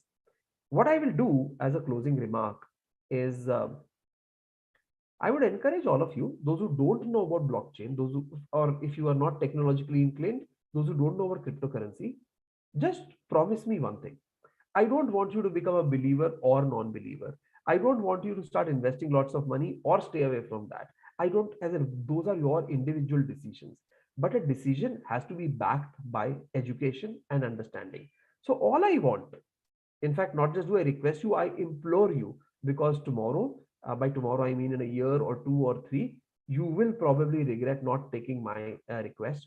All I request you to do is spend a few hours in the next month or so learning about this thing, right? Instead of getting into the debates about, is this a fad, is this a tulip mania, will Reserve Bank of India ban it, and those sort of things, which I think are valid discussions once you are in the paradigm. Today, just focus on things like, I'll give you some search terms that you could use on YouTube or any other platform that you get your information from, as to what is Bitcoin, what is decentralization, what is decentralized finance, what is the future of cryptocurrency, which was, of course, the topic of this talk. How will cryptocurrency change human life, and the like. If you want to get a little more excited about what is coming very soon, you could try to find out what is the metaverse and what your life will be like in the metaverse. If you will open your mind to these new ideas, there is a possibility that you might say, this is all nonsense, I don't believe it, which I think is good. It's a reasonable thing, because you took an educated guess. Or you could do what I did, and I said, you know what, this is what the whole world is going to be. This is how human existence will be lived. This is the earliest stage of such a new paradigm shift, and I want to be part of it. I think this is an opportunity. I don't want to take too much time to accept it. I, by the way, did spend a lot of time first getting into it. About 2014, I started studying it, and I studied it all the way up to September of 2016. I regret losing those 2 years, but at least I'm glad that I got in September 16 when I did. It is still not too late. Better late than never. Keep an open mind, keep getting educated, and I think we'll do fine. Thank you very much for having me here. If your schedule permits and you would like, I can answer questions now, or as was discussed right in the beginning with the previous speaker, you can put the questions for later. No, definitely, sir. It's a pleasure is all ours to have you here, and really appreciate how you broke down the vast subject of cryptocurrency, and made it really relatable to the audience that we have here, and also shared a different perspective on it completely. So that was really lovely. We can take a few. I think we can at least take one question before we end today. So if you have the time, that is. I'll tell you, so if you're choosing one out of several questions, just avoid one question, and you can choose whatever question you like. If somebody is going to ask me, hey, which cryptocurrency should I buy to become rich overnight? That's the only question I don't want to answer. But other than that, yeah, let's have a question. And ladies and gentlemen, 458 people, I don't know what has caused you guys to become so sincere about attending this session, because I have been monitoring that number of participants down there, and it is remaining stable.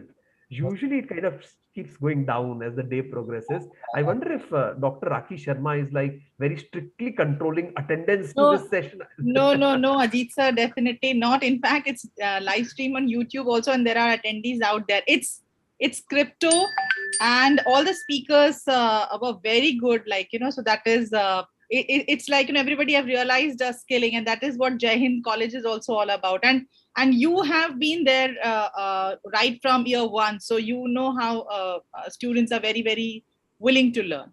So just to tell you, principal is attending. And I heard you. Very nice. So to the principal, I would say, sir, you also need to learn about this new paradigm. And what I've noticed is that when I used to be the CEO of a cryptocurrency exchange, 80% of my customers, and my customers were, about 500 crore, so not a small number, 80% of my customers were in the range of 21 to 32, right? Which means actually this is a paradigm which is taken up by youngsters. So the fact that people who are not in that age group, probably younger or older, are participating, I would encourage them to also get it. Aditya, if you still want to take a question, let's take one question and then call it a day. Let's take the first question itself. Okay, but Pratham, as we know, a lot of people are interested in investing in the crypto market. Some are actively trading and booking profits, if it's possible, and some are thinking long term and holding it, waiting for it to compound its value. What is your advice on that? What should be ideally done, like a short term or a long term goal with cryptocurrency? Very good question. So in this, the answer is similar, but not entirely identical to what advice would be in the stock market. The fact is that I meet people who claim to have bought something for 1 today and sold for 2, namely they double their money in 1 day. It is possible that some trades go that way. Probably they are not telling me something that they yesterday had purchased in 2 and sold for 1. What I'm saying is that trading is somewhat divorced from fundamentals. Like fundamental changes in the environment. Just as an example, day before yesterday, I created a video explaining what is the likely effect of the Russian invasion in Ukraine to the price of Bitcoin. And in less than 24 hours, my prediction came true. Note, my predictions don't always come true. So if I was so confident, I would have sold my house and bought Bitcoin, right? If I could predict that in a day, it's going to go up 15%. Long story short is this.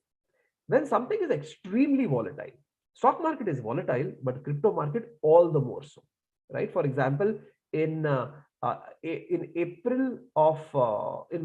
of 20, Bitcoin was at 60,000. In June, it was at 30,000. That is US dollars per Bitcoin.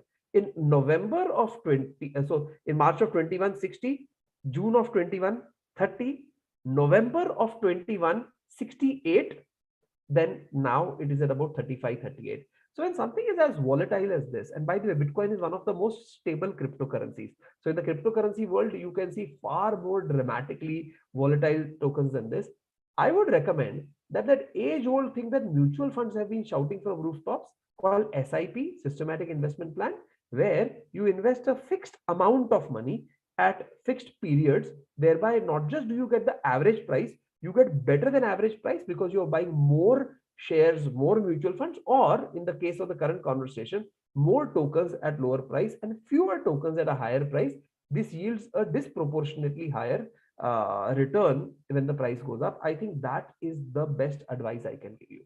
Also, one more advice, which probably is a corollary to what I've just said, is that see, just like I can't tell you invest in the share market and that you go and buy any share in the market. Obviously, there has to be study, there has to be understanding. You have to know that something is genuine. You need to buy something which has a lot of merit. Cryptocurrency is likewise. Today, there are close to about 14,000 cryptocurrencies listed in the world, though Bitcoin and Ethereum account for 2/3 of all cryptocurrencies.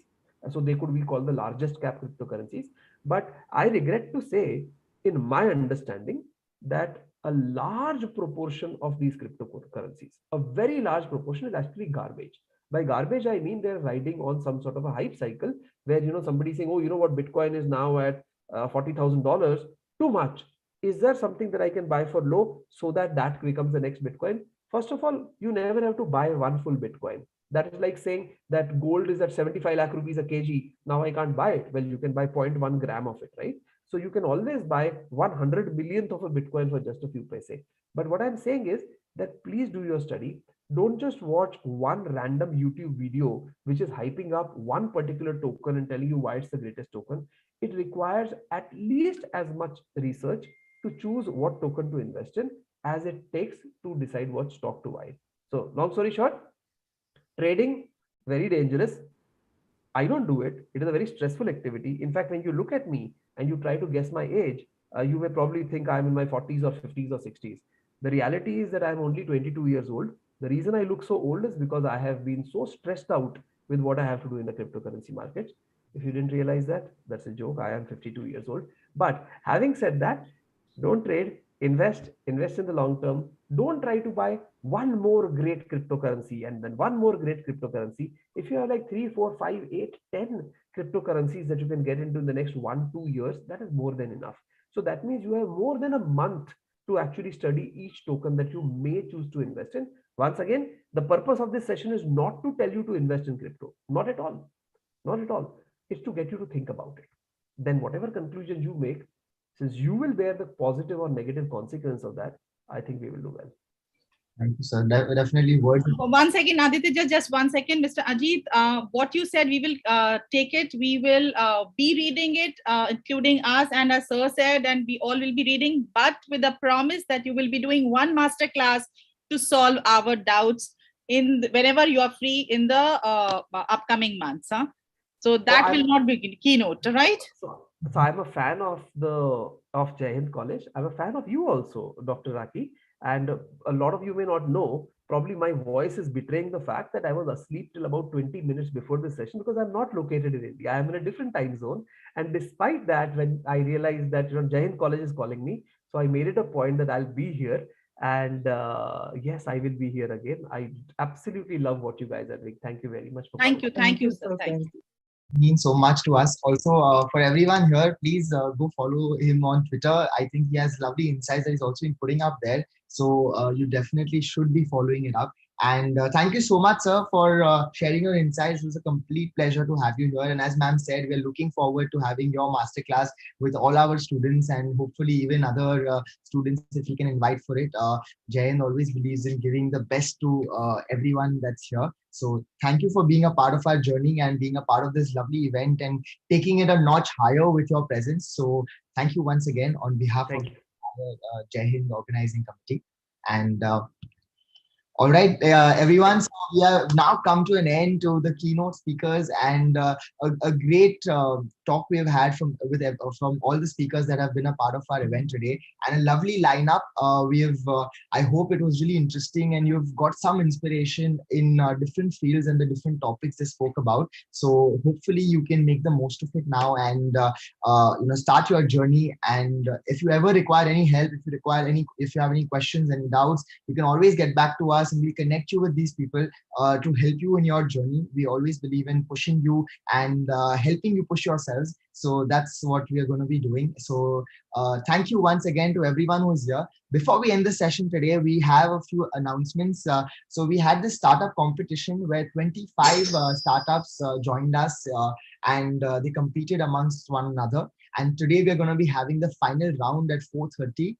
So I am here to announce the top 5 startups who will be competing for this competition. And here are the names. So we go with room number 5. That is Mediseva by Dr. Vishesh Kasliwal. Room number 4 will be Mesh Home by Sagar Motwani. Room 3 is Royal POS by Mayuri Ruparel. Room 2 is Asim Shakti Enablers OPC Private Limited by Swati Singh. And room 1 is Win Mobility, Smith Nalwade, Sarvesh Vichare, and Dwij Iyer. So congratulations to these 5 teams. You all have been selected as the top 5 teams at the Global Entrepreneurship Summit in the startup competition, and wishing you all the luck. And I hope the best startup wins, and all the others as well. This is a great platform for you all to come up and talk about your startup with people and network with people. Hope you get something out of this event, and thank you for being a part of it. Before we end, last few words of wisdom from Dr. Rakhi ma'am, if you can. I want to formally thank Mr. Aditya Shah for being such a vibrant host. And what sir is doing, if you see, it's a huge round of applause. And what sir said, that we are all, our students are our strength. That's what sir said. It is you who made the entire show so lively, with right interaction, Aditya, with the right kind of insights taken up by the all these speakers, and bringing that kind of feeling of the experience. It's all about a journey and an experience. What you said is like, and it is commendable. Aditya, thank you very much, and God bless you. And keep giving this kind of inputs and insights, and continue your association the way you are doing it. And I'm sure you will do it. Over to you, Principal Sir. Thank you very much. Thank you very much. Rather, like say what you said is right, because you'll find that there could be a line of speakers, but the speakers can go on talking, but someone has to actually bring the essence of it every time. And Aditya was doing it all the time. And that is the reason what you said is making it lively, rather giving it in a bouquet form to everyone. So Aditya is Aditya. We know him so well. Others may have experienced him first time. That is a I will say Jahin has brought him up, and he's showing what he has learned over here. And I'm sure he will be also the inspiration for the others. So there will be more such people which will be lined up to take the place of Aditya. But Aditya, as Raki ma'am has said, I'm not going to replace you. Okay? Thank you so much, sir. Thank you for the kind words. And I really, it's always a pleasure to come back and do things for Jai Hind. And you're absolutely right. This is where, I got molded into who I am today. And I'm really grateful. Jai Hind always holds a very important place in my heart, and will always do. Thank you very much. Thank you once again to the entire audience. One more cheers and kudos to the entire organizing committee for this lovely event, and for the sleepless nights that you have put in. To ma'am as well for spearheading this, and with support of Ashok sir and all the other faculty members who have been a part of this, the mentors who have been a part of this event. Thank you once again, and may God bless everyone. Be safe and have a great day after this. The startups who are in the finals, all the best, and congratulations as well. And I will see you all very soon. Here is where our session for today ends. Thank you very, very much, everyone. And next session is at 3:30, so you all can join that. Thank you very much, guys. Thank you.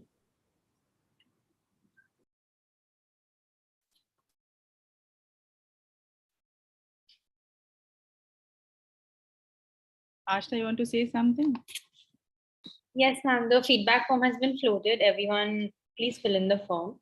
As you all had filled it in yesterday. Everyone watching on YouTube live, you all can put my videos off. My sincere request to all the attendees, those who are there for the next session, please log in time, because the next speaker is trying to ensure that he takes the session. He's in the hospital, and from there he will log in. So I think we need to respect him. Mostly he will be taking, but he has told me that the network is poor, so he will log in at 3:30 for the session. So I think that's so. In the interest of time, I think Ashna, they should log in by 3:25, and you can message the speaker also, right? Please do that.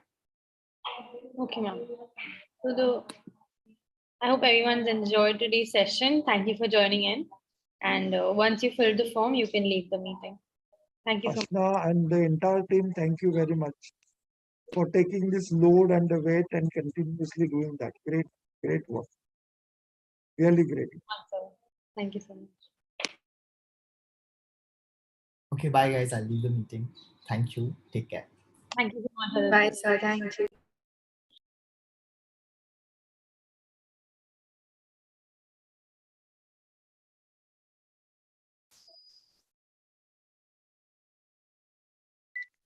Hello.